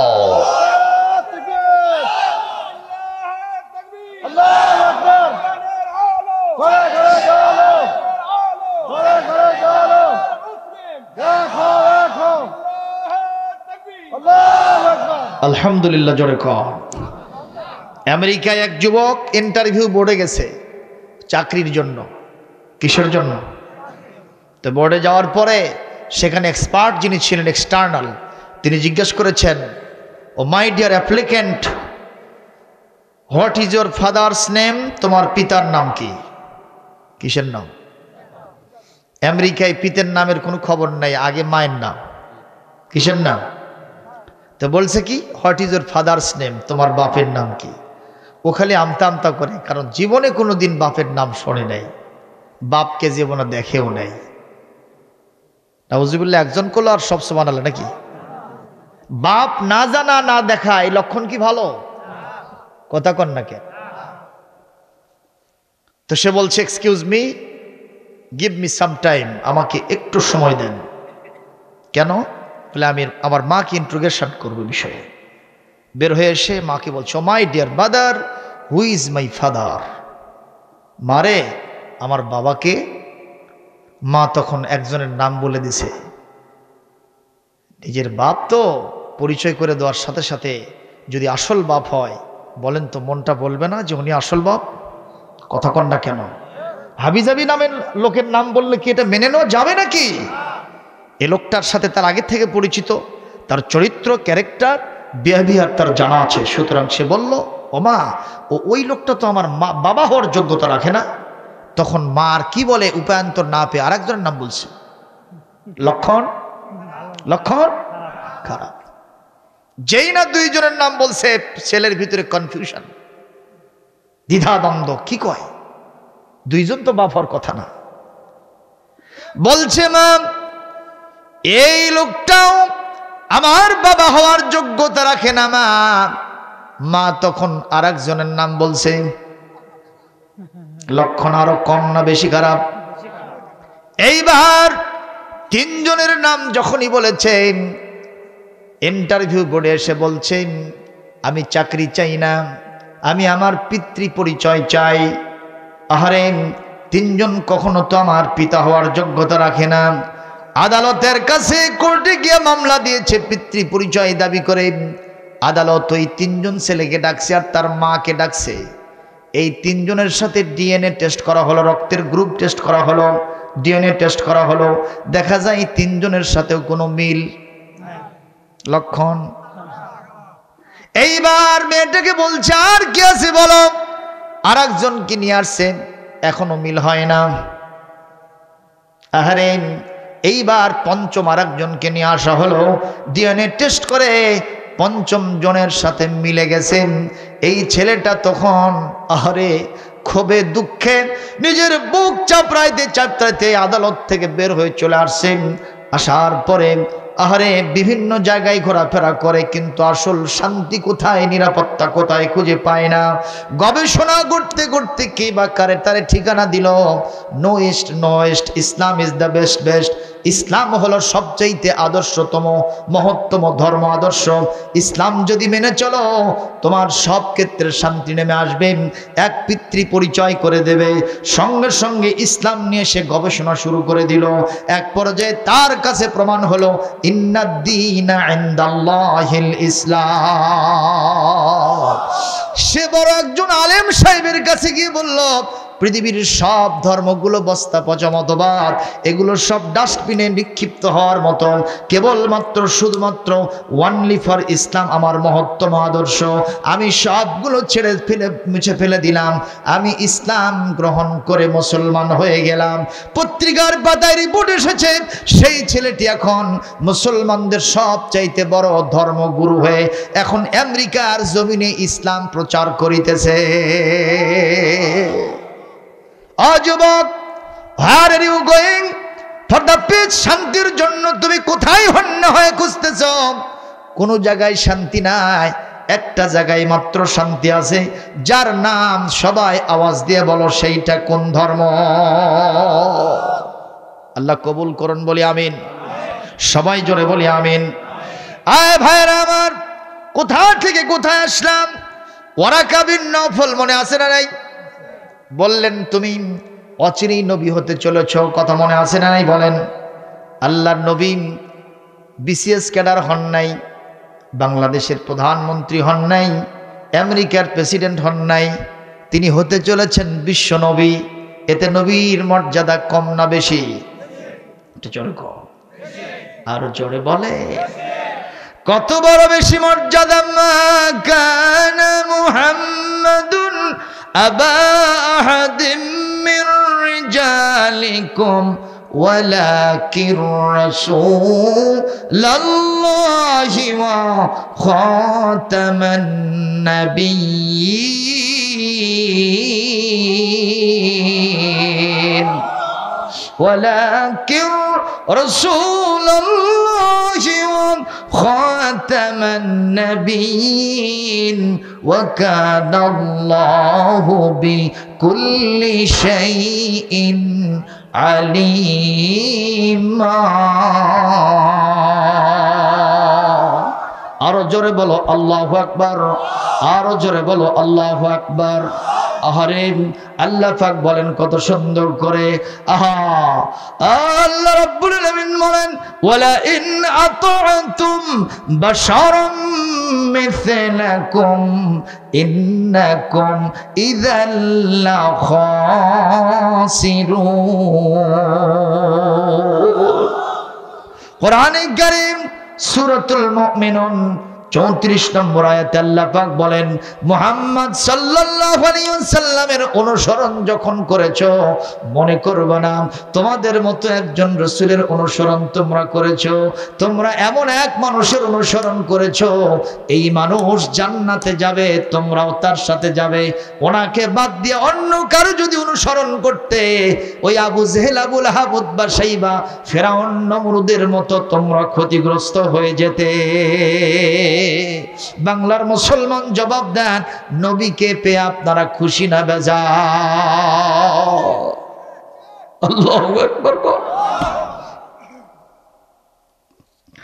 বাইরে আমার রাসূল পরিবেশে কি আনন্দ! হযরত আম্মা জান খাদিজাতুল কুবরা রাদিয়াল্লাহু তাআলা আনহা আমার সোনার নবীজিকে নিয়ে আনন্দ ঘন পরিবেশে ওয়ারাকা বিন নওফলের দরবার থেকে তিনি সরতেছেন। কি শেষ করতে হবে এখন? ওয়ারাকা বিন নওফলের দরবার থেকে আমার নবীজি সরে যাচ্ছেন। কথা কি বুঝতেছেন? খুশি না আনন্দ? দুইটাই। কতক্ষণ ঠিক না বেঠিক? কিন্তু নিরানন্দ নয়, বেজার নয়। নবীজির এই খুশি আর আনন্দ দেখে ওয়ারাকা বিন নওফল বললেন, ইয়া Muhammad, come back to me, আমার কাছে আবার ফিরে এসো। ইরজি ইলাইয়া, আমার কাছে ফিরে এসো। আমার নবীজি আবার ফিরে আসলেন। কথাটা কানের মধ্যে একটু ভালো করে ঢুকে নেন। কি ঢুকতেছে? ঢুকতেছে কি? ঘুম ধরছে নাকি আপনাদের? আরে ভাই ঘুম ধরছে? লিল্লাহি তাকবীর, লিল্লাহি তাকবীর। কি সমস্যা? রহমত, রহমত পড়তেছে। আলহামদুলিল্লাহ। কর সামনের দিকে বসেন, তাহলে সমস্যা। ভাইজান কষ্ট হচ্ছে? ছেড়ে দেব কি ছেড়ে দেব? আরে নানির গ্রামে আসছে, একটু মন খুলে ওয়াজ করি রে, করবো কিছুক্ষণ। আদায় আবার কি হবে? বড়লোক মানুষ, সভাপতি, চেয়ারম্যান, সভাপতি থাকলে তার আদায় আছে নাকি? আর না, তারপরেও দোয়া লাগবে। ভাইরা আমার, রাসূল সাল্লাল্লাহু আলাইহি ওয়াসাল্লামের পরিবারে আনন্দ। ওয়ারাকা বিন নওফল বললেন, কাম ব্যাক টু মি, ইরজি ইলাইয়া, আমার কাছে ফিরে এসো। আমার নবীজি ফিরে আসলেন, বলে বাবা এমন একটা দিন আসবে এই মক্কা নগরী থেকে তোমাকে বের করে দেওয়া হবে।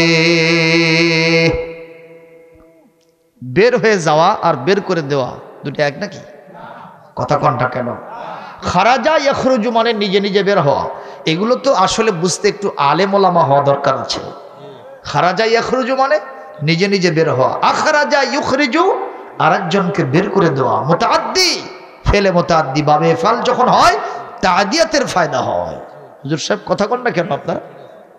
হ্যাঁ, এখন আখরাজা ইউখরিজু ইদ ইউখরিজুকা হাদিসের ভাষা, এটা বাবু কাইফা কানা বদল ওহী ইলা রাসূলিল্লাহ সাল্লাল্লাহু আলাইহি ওয়াসাল্লাম, কিতাবুল ওহী, বুখারী জিলদ আউয়াল। যখন আল্লাহু আকবার, এখান থেকে আপনাদের সামনে রিলে করে আমি শোনাচ্ছি। কোনো কথা আব্দুস সালামের নফসকে অনুসরণ করা হবে না, যা বলবো আল্লাহর কোরআন থেকে কথা কম। প্রিয় ভাইরা, ইদ ইউখরিজুকা, যখন তারা তোমাকে বের করে দেবে, বহিষ্কার করবে। এই কথা বলাও সারা, নবীজি চমকে ওঠাও সারা।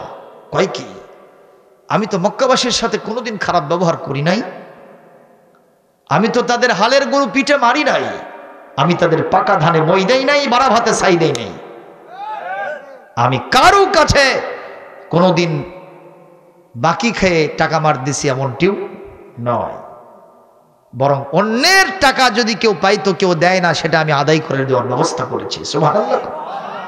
কারণ রাসূলুল্লাহকে দেখে আবু জেহেলও ভয় পাইতো। কথা কন না কেন? যে মানুষকে আপনি এত মারেন, সে মানুষ যদি আপনাকে দেখে একটু না ডরেন, তাহলে যে লোকটা মারলো সেও কিন্তু তাকে দেখে ভয় করে, যে বাবা এই মানুষ নাই, অন্য কোনো জন্তু হবে। ঠিক না বে ঠিক? কারণ কোরআনের শক্তিকে যত ভয় ভীতি বাংলাদেশে দেখানো হয়েছে, এরা দমে যায় নাই, আবার ওই ইউক্যালিপটাস গাছের মতো একটা কাটিছে, আবার 10টা শিবে বাড়াছে। কথা কন, যারা ওখানে সমর্থক যায় কর্মী হয়ে আসে, কর্মী গেলে রকম হয়ে আসে। কথা কন না কান মিয়া, সব জায়গায় আবার জেগে গেছে। আষাঢ় মাসের দিন, কি বলে খরা মাসের দিন না, এখন একজন আমাকে করছে, হুজুর এই ব্যাংকগুলো সব মরে শেষবারে। তাই আমি বললাম, মিয়া তোমার তো আসলে মাথার তার ছিঁড়ছে, এখন খরা মাস ওরা বার হয়ে মার খাবি নাকি?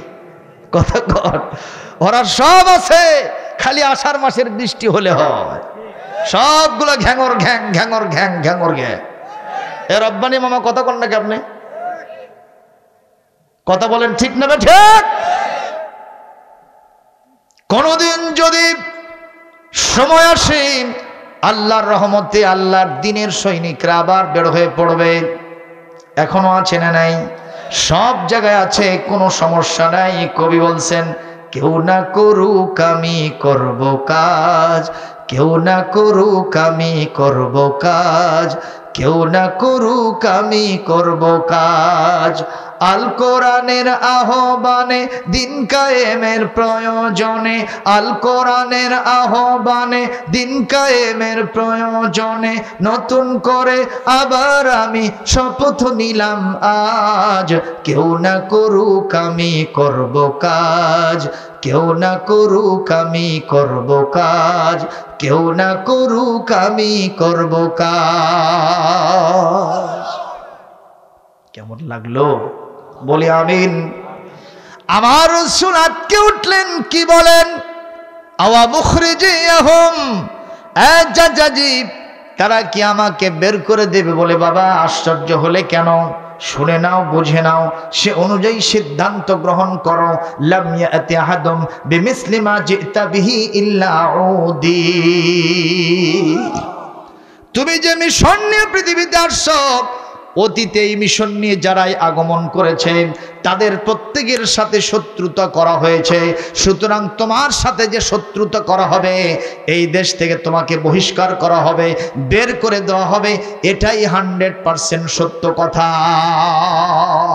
তুমি প্রস্তুতি নাও। আল্লাহর নবী দ্বীন প্রচারের জন্য প্রস্তুতি নিলেন। আল্লাহ পাকের পক্ষ থেকে ডাইরেক্ট আয়াত আসলো কোরআন কারীমের 5 নম্বর সূরা 6 নম্বর পারা সূরাতুল মায়েদা 67 নম্বর আয়াতটা নাজিল হয়ে গেল। বলবো কি আয়াতটা? ইয়া আইয়ুহার রাসূল বাল্লিগ মা উনজিলা ইলাইকা মির রাব্বিক ওয়া ইন লাম তাফআল ফামা বাল্লাগতা রিসালাতাহু ওয়াল্লাহু ইয়াসিমুকা মিনান নাস ইন্নাল্লাহা লা ইয়াহদিল কওমাল কাফিরিন। আরো জোরে বলেন আল্লাহু আকবার। আল্লাহ পাক বলেন, আল্লাহ রাব্বুল আলামিন বলেন, হে রাসূল আপনি আপনার উপরে নাজিলকৃত কিতাব আল কোরআনের তাবলীগ করতে থাকেন। আল্লাহু আকবার বলেন। একটা বিধান যদি পৌঁছাতে আপনার বিলম্ব হয়, ত্রুটি হয়, আপনার রিসালাতের দায়িত্ব পালন করা হয় নাই, নিরন্তর প্রচেষ্টা চালান, আপনি নির্ভয়ে চালান। যত প্রকারের বাধা বিপত্তি আসবে, আমি নবী আপনাকে সেখানে রক্ষা করব। সুবহানাল্লাহ, জোরে কর। ইন্নাল্লাহা লা ইয়াহদিল কওমাল কাফিরিন। আল্লাহ কাফেরদের হেদায়েত কখনো দিবেন না। আল্লাহ পাক আপনাকেও কখনো তাদের কাছে ছেড়ে দিবেন না। আল্লাহ আপনাকে রক্ষা করবেন। মারহাবা, জোরে কর। প্রিয় ভাইরা, একটু জিকির করেন লা ইলাহা লা ইলাহা। নবীও আগের নবীদের চাইতে দিন প্রচারের ক্ষেত্রে পিছিয়ে ছিলেন না। পিছিয়ে ছিলেন নাকি অগ্রগামী ছিলেন? উনি যা করেছেন সমস্ত নবীদের প্রচারকে ফেল হয়ে গেছে। সুবহানাল্লাহ। আল্লাহ এমন কি বলেছেন, লাআল্লাকা বাখিউন নাফসাকা আল্লা ইয়াকুনু মুমিনিন। ওরা ইমানদার হচ্ছে না জন্য আপনি মনে হয় আপনার নিজেকে ফেড়ে ফেলবেন, মনে হয় আপনি মারাই যাবেন, এরকম আপনি প্রচেষ্টা চালাচ্ছেন। নবী হে বলেন তো, এই সার্টিফিকেট কে দিয়েছেন? তাহলে আমার নবী এত প্রচেষ্টা চালাইছেন।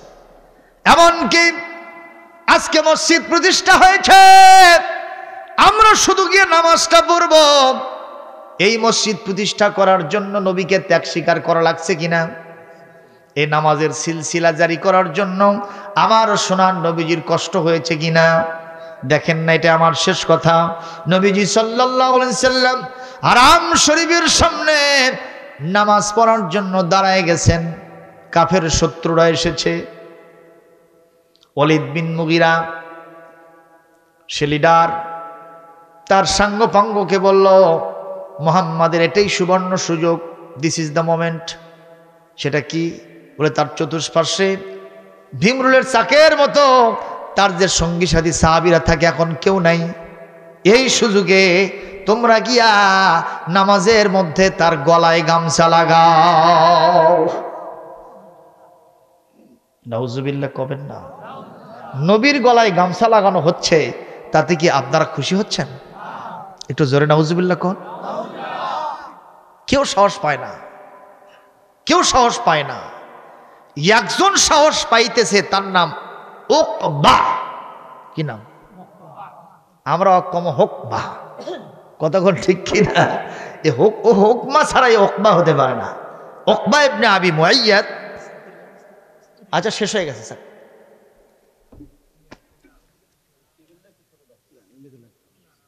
এটা কি একটু সরা যাবে না? কতক্ষণ আর ধরে থাকবে? এই উকবা বলতেছে, কেউ যদি না পারে আমি মুহাম্মাদের গলায় গামছা লাগাতে পারবো। আলেম ওলামার বিরুদ্ধে কি বেলাল ভাই? সেই নিজামতকুরি থেকে আমার বেলাল ভাই আসছে। আল্লাহু আকবার কোন। কে কয় মাহফিলের লোক হয়নি? সেই কোথায় নিজামতকুরি, সেখানকার লোক আসছে পারে। মারহাবা কোন। আরো অনেক দূরে দূরের লোক আমি দেখতে পাচ্ছি, সবগুলোকে আমি চিনিত। আলহামদুলিল্লাহ, মাহফিল কানাই কানাই ভর্তি। আল্লাহু আকবার। আলেম ওলামার বিরুদ্ধে যারা গালি দেয়, আলেম ওলামার কাছে যাইতে যাদের কোনো অবজেকশন থাকে না, আলেম ওলামাদেরকে যারা ঘৃণা করে, আলেমদের বিরুদ্ধে যারা বিষোদ্গার করে, এদের জন্মের সমস্যা আছে। আপনারা বলবেন কেমনে? এই ওয়ালিদ ইবনে উকবা আর এই যে যায় এসে বললো যে মোহাম্মদের গালায় গসা লাগাও, ওর নাম কি? ওয়ালিদ বিন মুগিরা। তার সম্পর্কে আমার আল্লাহ নিজে বলছেন উতুল্লিম বাদা জালিকা জানিম, এ হলো জারুর সন্তান।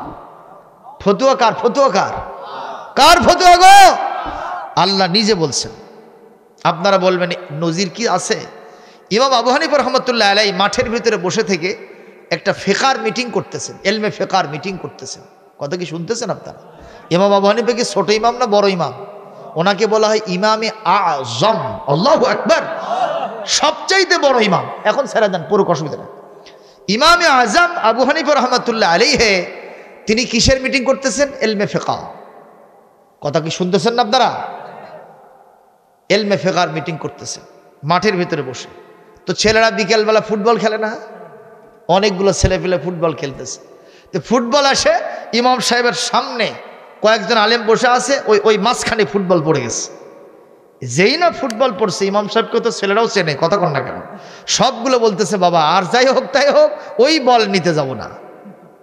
সবগুলো ভয়তে পিছে একজন একজন বলতেছে ইমাম হসেতে কি হজে রে, বল আমার আমি নিবার দামো। কিরকম চিন্তা করে ইমাম আজম আবু হানিফা রাহমাতুল্লাহ আলাইহি তিনি ওখানে বসে আছেন। তার সামনে অনেকগুলো সাহাবী, বড় বড় আলেম ওলামাই মুতাকাদ্দিমিন মুতাআখিরিন তারা বসে আছেন। ওই ছেলে বীর দর্পে ওখানে গিয়ে বলটা ওখান থেকে নিয়ে আবার চলে গেল। ইমাম সাহেব বললেন খোঁজ নিয়ে দেখো এই ছেলের জন্মের সমস্যা আছে। খোঁজ নিয়ে দেখা গেল সত্যি তার ওই যে ছেলেটা এক্সপার্টদের কাছে গিয়ে বিদায় হয়েছিল, কয়টা বাপ? 5টা। এই ছেলেটার কেসিম ঠিক এইরকমই। একটু জোরে কর নাউযুবিল্লাহ। এই জন্য আলেমদের সাথে কখনো খারাপ আচরণ করা চলিবে না, এটা লক্ষণ খারাপ হবে। আজকে বিকার হয়ে যান আপনারা সকলে। আল্লাহ পাক যেন আমাদেরকে আলেমদেরকে তাজিম করার তৌফিক দান করেন, বলি আমিন। ভাইরা আমার, উকবা ইবনে আবি মুআইয়াদ বলছে আমি পারবো। এক পর্যায়ে সিদ্ধান্ত নিয়ে গিয়া আমার নবীর গলায় গামছা লাগায়া ওইদিকে কয়েকজন ধরছে, এদিকে কয়েকজন ধরে দুদিক থেকে জোরে সোরে টান মেরেছে। নামাজের মধ্যে নবী আছেন আর হযরত আবু বকর সিদ্দিক রাদিয়াল্লাহু তাআলা আনহু নবীজির একান্ত সাথী রাসূলুল্লাহর সাথে পাশে বসে তিনিও নামাজ আদায় করতেছেন। হযরত আবু বকর দেখলেন ওদিক থেকে লোকেরা টান মারছে, এদিক থেকেও টান মারছে, দুদিক থেকে উল্টা পাল্টা করে যখন টান মেরেছে, নিঃসন্দেহে রাসূলুল্লাহর অবস্থা করুণ হয়ে গেছে, জিহ্বাটা বের হয়ে গেছে, চোখ দুটো ঠিকরে পড়তে যেতে চেয়েছে। এক পর্যায়ে হযরত আবু বকর চিন্তা করলেন এখন কি আমি এখান থেকে নিজের জানটা পালায় নিয়ে দৌড়ে চলে যাব, নাকি আমি নামাজ পড়তে থাকি, আমার গায়ে তো কোনো আঁচড় আসে নাই, অথবা আমি কোরআন তেলাওয়াত করব, নাকি নবীর প্রতি দরুদ পড়ব, শুধু ভালোবাসা জিকির করব, না কি করব? আমি ওই কাজগুলো করতে পারি, আমার জীবন বাঁচতে পারে, কিন্তু আখিরি নবী আমার জানের নবীকে আমি বাঁচাতে পারবো না। এই সিদ্ধান্ত নিয়ে তিনি চিন্তা করলেন আমার জান আছে না নাই এটা কোনো ব্যাপার না। নবীজির হাদিস হলো নিজের জানের চাইতে 4 জানকে ভালোবাসতে হবে। যতই কাফের বাহিনী হোক না কেন, আমি আল্লাহর উপরে তাওয়াক্কুল করে তাদের উপরে ঝাঁপিয়ে পড়ে নবীকে বাঁচাবো। এই সিদ্ধান্ত নেওয়া অনুসারে কোরআনে কারীম সূরাতুল মুমিন আল্লাহ পাক এখানে ওই 28 নম্বর আয়াতটা নাজিল করে দিয়েছেন আবু বকরের শানে। বলেন আল্লাহু আকবার। ওয়াকালা রাজুলুম মিন আলি ফিরআউনা ইয়াকতুমু ঈমানাহু আতাকতুলুনা রাজুলান আন ইয়াকুলা রাব্বিয়াল্লাহ।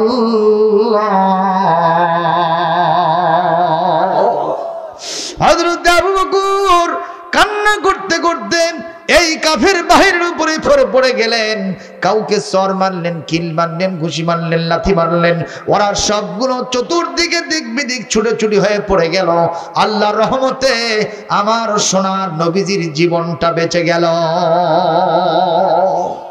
লিল্লাহে তাকবীর, লিল্লাহে তাকবীর। মুসলমান, নামাজ প্রতিষ্ঠার জন্য আমার সোনার নবীজির এত কষ্ট করা লাগছে, সেই নামাজ এখন প্রতিষ্ঠা করতে গেলে এত কষ্ট করা লাগবে না। মসজিদ প্রতিষ্ঠা হয়ে গেছে, শুধু নামাজ পড়বো। আর মসজিদগুলোকে একটু সুন্দর করার জন্য আল্লাহর রাস্তায় একটু দান দক্ষিণা করব। আল্লাহর মসজিদ ঘর আল্লাহর রাস্তা না শয়তানের রাস্তা।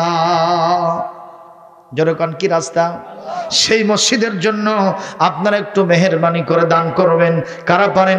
যদিও বড় পার্টি এখানকার সভাপতি হয়েছে, তারপরেও আল্লাহ কোরআনে বলেন তাআওয়ানু আলাল বিররি ওয়াত তাকওয়া, ভালো কাজে তোমরা পরস্পর সহযোগিতা করো। ভালো কাজ একজনের দ্বারা হবে না, সবাইকে করতে হবে। কথা কন না কেন? এক এলাকায় এক মসজিদ হবে, তো ইমাম সাহেব আবার এই ওয়াজ করছে, মান বানা লিল্লাহি মাসজিদান বানাল্লাহু লাহু বাইতান ফিল জান্নাহ। আল্লাহর জন্য একটা মসজিদ ঘর বানায় দেওয়ার সহযোগিতা করলে আল্লাহ জান্নাতের মধ্যে তার জন্য ঘর বানায় দেয়। একটু জোরে বলেন না ভাইজান। আল্লাহর জন্য ঘর বানায় দিলে জান্নাতের মধ্যে আপনার জন্য ঘর বানায় দিবেন কে? এটা কোথায় আছে? বুখারী শরীফে। কোথায় আছে? এই ওয়াজটা এই একটা লোক শুনছে, সেই লোকটা আবার রিক্সা চালক। কি চালক? তো মসজিদ যিনি তৈরি করতেছেন উনি কোটিপতি লোক। উনি আগে ডিক্লারেশন করেছেন, আমি কারো থেকে কোনো টাকা নেব না, পয়সা নেব না, আমি নিজের টাকা নিজের পয়সা দিয়া এই মসজিদটা তৈরি করে দেব।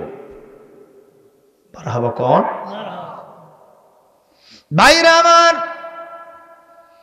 মসজিদ ঘর তৈরি হচ্ছে, কিন্তু এই রিক্সা চালক এই ওয়াজটা আমল করবে কেমনে?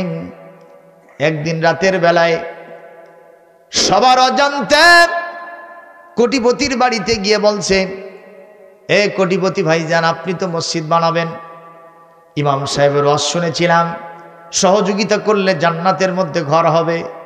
আপনি বড়লোক মানুষ, আগে জান্নাতে যাবেন, আমাদেরকে একটু পরে যাওয়ার ব্যবস্থা করে দেবেন না? বলে তুই কি বলতে চাস সেটাই বল। বলে বেশি না, রিক্সা চালায়া গতকাল 10টা টাকা আমার বেঁচে ছিল।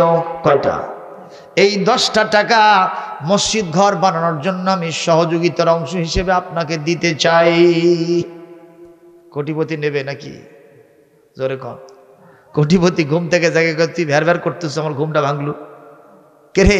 আমি মসজিদ তৈরি করব সিদ্ধান্ত নিয়েছি, 1 কোটি টাকা লাগলেও নিজেই দেব, তোর 10 টাকা আস্তে করে ধুইয়া বয়ামের মধ্যে তুলে থোজা। বলেন তো রিক্সা চালকের কলিজায় কষ্ট লাগেনি? আহারে, রাতের বেলায় খুবই চিন্তান্বিত অবস্থায়, কি করব আমি? 10টা টাকা দিতে পারলাম না, তাহলে কি জান্নাতের মধ্যে আমার ঘরটা হবে না? হবে না। উনি যখন ঘুমন্ত অবস্থায় কে বা কারা স্বপ্ন যোগে তারে বলতেছে, যদি সত্যি তুমি মসজিদে বানানোর কাজে অংশ নিতে চাও, তোমার 10টা টাকা নিয়ে তুমি এই রাত্রে আস্তে করে বের হয়ে যাও। আস্তে করে বের হয়ে চলে গেছে। কি করতে হবে আমাকে? যে দেখো মসজিদ তৈরি করা শেষ হয়ে গেছে। বলে হ্যাঁ, তুমি পাশের দোকান থেকে 10 টাকা দিয়ে একটু চুন আর সুরকি কেন। এই যে রং চুনের কাজ চলতেছে, এত বড় একটা ডিশের মধ্যে রং আর চুনগুলো রাখছে, সবার অজান্তে তুমি রং চুনগুলো আস্তে করে ওর মধ্যে তুমি বিধিয়ে চলে আসো। এতেই তোমার মসজিদ ঘরে অংশগ্রহণের সুযোগ আমি আল্লাহ করে দেব। যেরকম মারহাবা। কে বেকারাতের বেলায় তাকে এই স্বপ্ন দেখাইল মুসলমান। উনি ঘুম থেকে জাগলেন, চিন্তা করলেন এই স্বপ্ন তো ভালো স্বপ্ন, পদ্ধতিটাও তো বেশ ভালো, আহসান তরিকা, কেউ জানবে না, কেবলমাত্র আল্লাহ জানবেন। পাশের দোকান থেকে পরবর্তী দিনের বেলায় চুনসুরকি কিনে নিয়ে এসে রাখলেন। রাতের বেলায় কোটিপতি সহ মসজিদের মুসাল্লি, মুতাল্লি, ইমাম, মুয়াজ্জিন সব যখন ঘুমন্ত, ওই মসজিদের এখন রং চুনের কাজ চলতেছে, ওর মধ্যে আস্তে করে 10 টাকার চুনার সুরকি ঢুকায় দিয়ে আসছে। যেরকম আল্লাহু আকবার। একবার যে পরের রাত্রে বেলায় মসজিদের সভাপতি সাহেব, যিনি কোটি টাকা দিয়ে মসজিদ বানাবেন, তিনি স্বপ্ন যোগে দেখতেছেন অসংখ্য মানুষ আল্লাহর জান্নাতের দিকে ফেরেশতাদের কাতারে কাতার বিনায় অগ্রসরমান হয়। তার মধ্যে এই কোটিপতির আগে রিক্সা চালক আগে আগে যাইতেছে।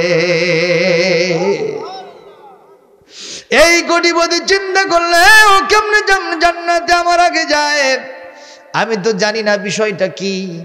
ও তো একদিন দিতে চাইছিল, আমি নেই নাই, তারপরেও জান্নাতের মধ্যে কামরার কেমনে তৈরি হলো।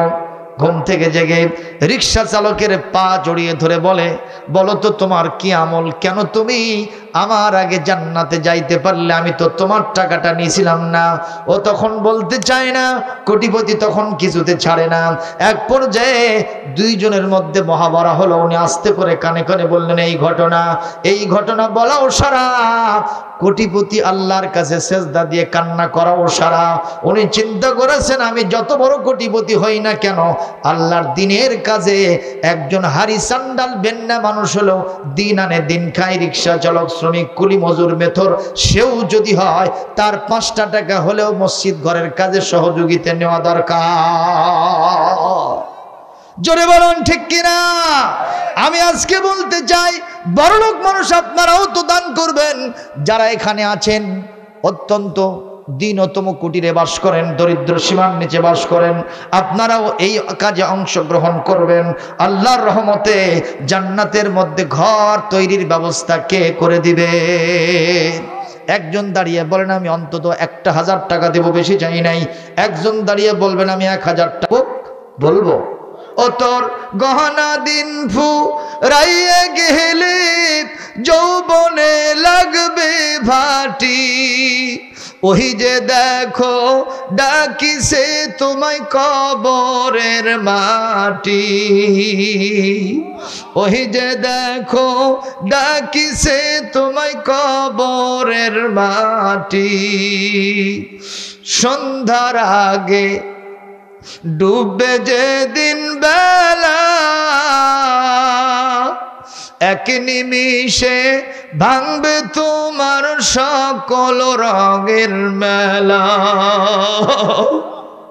সন্ধ্যার আগে ডুববে যেদিন বেলা, এক নিমিষে ভাঙবে তোমার সকল রঙিন মেলা। কাকে দেবা তুমি সান্ত্বনা ভাই, কাকে দেবা তুমি সান্ত্বনা ভাই, কার মাথায় ভাঙবা লাঠি, ওই যে দেখো ডাকিছে তোমায় কবরের মাটি।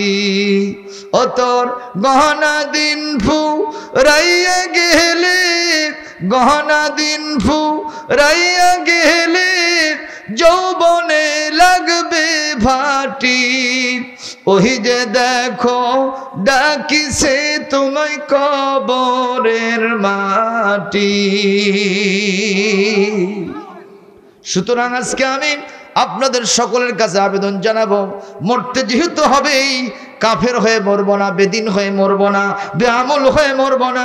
আজকে শপথ নিলাম, আমরা মাথার কাছে যতদিন পর্যন্ত আজরাইল না আসবে ততদিন পর্যন্ত ফরজ নামাজ, ফরজ রোজা কেউ ছেড়ে দেব না। আমরা হালাল হারাম বাজ বিচার করে চলবো, সত্যের পক্ষে থাকবো, বাড়িতে মা বোনদের পর্দা কায়েম করব। ইনশাআল্লাহ দিন প্রতিষ্ঠার জন্য নিরন্তর প্রচেষ্টা চালাবো। যারা রাজি আছেন দুহাত তুলে শেষে আল্লাহকে দেখায় দেয়। আলহামদুলিল্লাহি রাব্বিল আলামিন, والصلاة والسلام على رسوله الكريم وعلى آله وصحبه أجمعين. ربنا ظلمنا أنفسنا وإن لم تغفر لنا وترحمنا لنكونن من الخاسرين. رب العالمين রুফিহার বাদার পুকুর জামে মসজিদ, আয় আল্লাহ, ছোট থেকে আমরা দেখে আসছি মসজিদ মাহফিল ওই বাজারের ভিতরেই হতো। আল্লাহ প্যান্ডামিক সেশনের কারণে, বিধিনিষেধের কারণে অনেক দূরে এসে আমরা করতে বাধ্য হয়েছি মাহবুব। তারপরেও যে মাহফিল অনুষ্ঠিত হয়েছে, আপনার শুকরিয়া জানানোর কোনো ভাষা আমাদের নাই। সবাই মিলে আমরা পড়ি আলহামদুলিল্লাহি রাব্বিল আলামিন। রব্বুল আলামিন, আজকের মাহফিল থেকে আমরা গুনাহ খাতা নিয়ে কেউ বাড়িতে ফিরে যাব না। এত রাত্রে শীতের কঠিন প্রকোপকে উপেক্ষা করে কোরআনের কথা, হাদিসের কথা আমরা বসে বসে শ্রবণ করেছি। আল্লাহ তাআলা কোনো বেয়াদবি ছিল না, আদবের সাথে আমি বক্তা সাক্ষী দেই, প্রাণপণ দিয়া কান মন দিয়ে তারা কোরআন শুনেছেন। আপনার ওয়াদা বিশ্ব নবীর প্রতিশ্রুতিগুলি আপনি পালন করেন, সকলের গুনাহ খাতা মাফ করে জান্নাতি বানায়া বাড়িতে ফিরায়া নেন। রব্বুল আলামিন আজকের মাহফিল থেকে যা সওয়াব দিবেন, দরুদ ও সালাম এর হাদিয়া বিশ্ব নবীর রওজা মোবারকে পৌঁছায় দেন। তামাম পৃথিবীর মাটির নিচে ইমানদার মুসলমান নরনারী যিনি যেখানে শুয়ে আছেন তাদের আরওয়ার পরে সওয়াব পৌঁছায় দেন। খাস করে আমাদের জনম দুঃখিনী মা যাদের হারিয়ে গেছেন, আমাদের আব্বা জান যাদের দুনিয়ায় বেঁচে নাই, বাবা মার কবরগুলিকে জান্নাতের টুকরা বানায় দেন।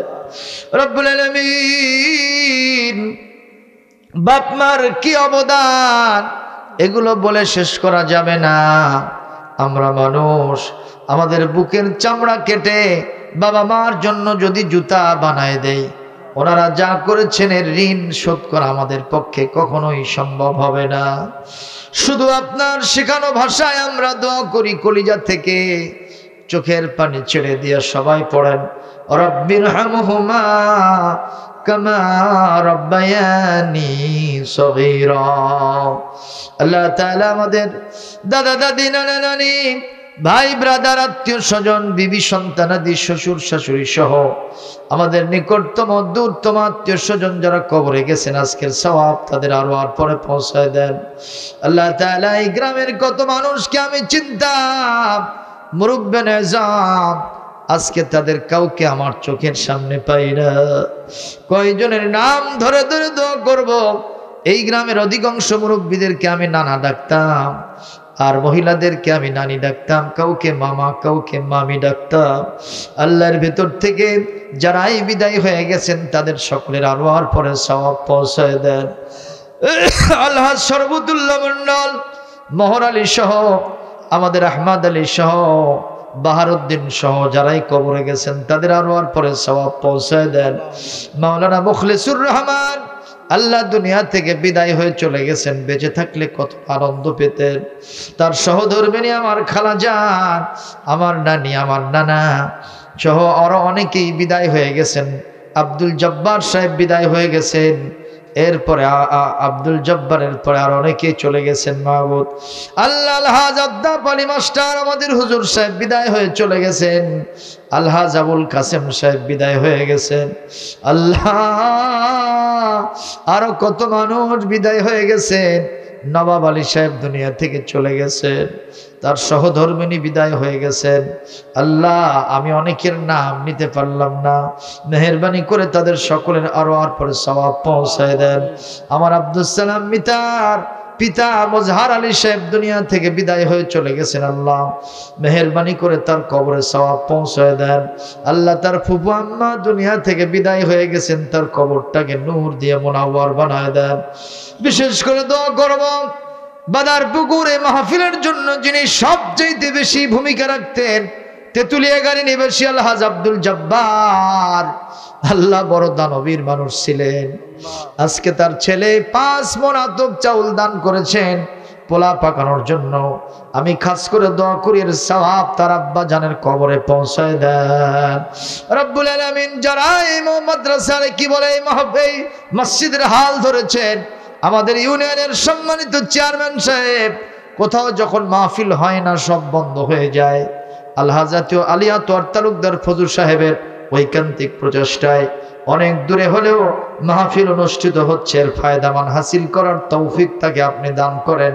এরকম ভালো ভালো কাজ ইউনিয়নের মধ্যে আরো বেশি চালু করার তৌফিক তাকে দান করুন রব্বুল আলামিন। এই মাহফিলের কর্ণধার যারা, অনেক যুব সম্প্রদায় পরিশ্রম করেছেন, অনেকে টাকা পয়সা বুদ্ধি পরামর্শ দিয়েছেন। আল্লাহ তাআলা অনেকে কায়িক পরিশ্রম করেছেন, চিন্তা চেতনা ব্যয় করেছেন। এত রাত ধরে আল্লাহ সকলের চাতক পাখির মতো তাকায় ছিলেন। আমি সকলের জন্য দোয়া করি সবাইকে জাযায়ে খায়ের দুনিয়া আখিরাতে দান করেন। আল্লাহ আমার মঞ্চে বসা মাওলানা আব্দুল মুমিন আল্লাহ কয়েক বছর হলো বিবাহ শাদী করেছেন, বাচ্চা কাচ্চা হয় না, মেহেরবানি করে একটা নেক সন্তানের পিতা তারে বানায়া দেন রব্বুল আলামিন। আল্লাহ আজকে মাহফিলে মসজিদ উন্নয়নের জন্য যারা দান করেছেন সকলের দানকে হযরত আবু বকর সিদ্দিক রাদিয়াল্লাহু তাআলা আনহুর দানের সাথে মঞ্জুর করেন। যিনি যে নিয়ত করেছেন জায়েজ তরিকায় মনের আশাগুলি কবুল করে নেন। আল্লাহ মসজিদ নির্মাণের জন্য যত টাকা লাগে আপনার কুদরত দ্বারা মেহেরবানি করে ব্যবস্থা করে দেন রব্বুল আলামিন। আমার মামা আব্দুল মতিন সাহেব আল্লাহ করিবুল মত, মৃত্যুর দুয়ার থেকে ফিরে এসেছেন মাহমুদ অ্যাক্সিডেন্ট থেকে, আল্লাহ তাকে শেফা আজেলা হায়াতে তৈয়বা দান করেন। আল্লাহ আমার মামিও দুনিয়া থেকে বিদায় হয়ে গেছেন, আমার এক মামি আল্লাহ বড় মামার স্ত্রী বিদায় হয়ে গেছেন, তার কবরে সওয়াব পৌঁছায় দেন। আরো কত মানুষকে দেখি না আল্লাহ তাদের কবরে আপনি সওয়াব পৌঁছায় দেন। এই মাহফিলের সদকা এই গ্রামের বিভিন্ন পুকুর পাড়ে বাজারে গোরস্থানে যত আমওয়াতগণ শুয়ে আছেন তাদের সকলের কবরগুলি রিয়াদুল জান্নাহ বানায়া দেন রব্বুল আলামিন। আশা নিয়ে হাত নামালাম যে আমাদের সকলের দোয়াগুলি শুনেছেন এবং কবুলিয়তের মর্যাদা দান করেছেন। মাওলানা আবু তাহের বকুল এবং তার বড় ভাই বাবু সহ অনেকেই দোয়া চেয়েছেন, তাদের উপর রহমত নাজিল করেন। ইউসুফ মামা, ইউনুস মামা, এরপরে আব্দুল কাদের মামা সহ আল্লাহ তাআলা অনেকেই দোয়া চেয়েছেন, সকলের উপর রহমত নাজিল করেন।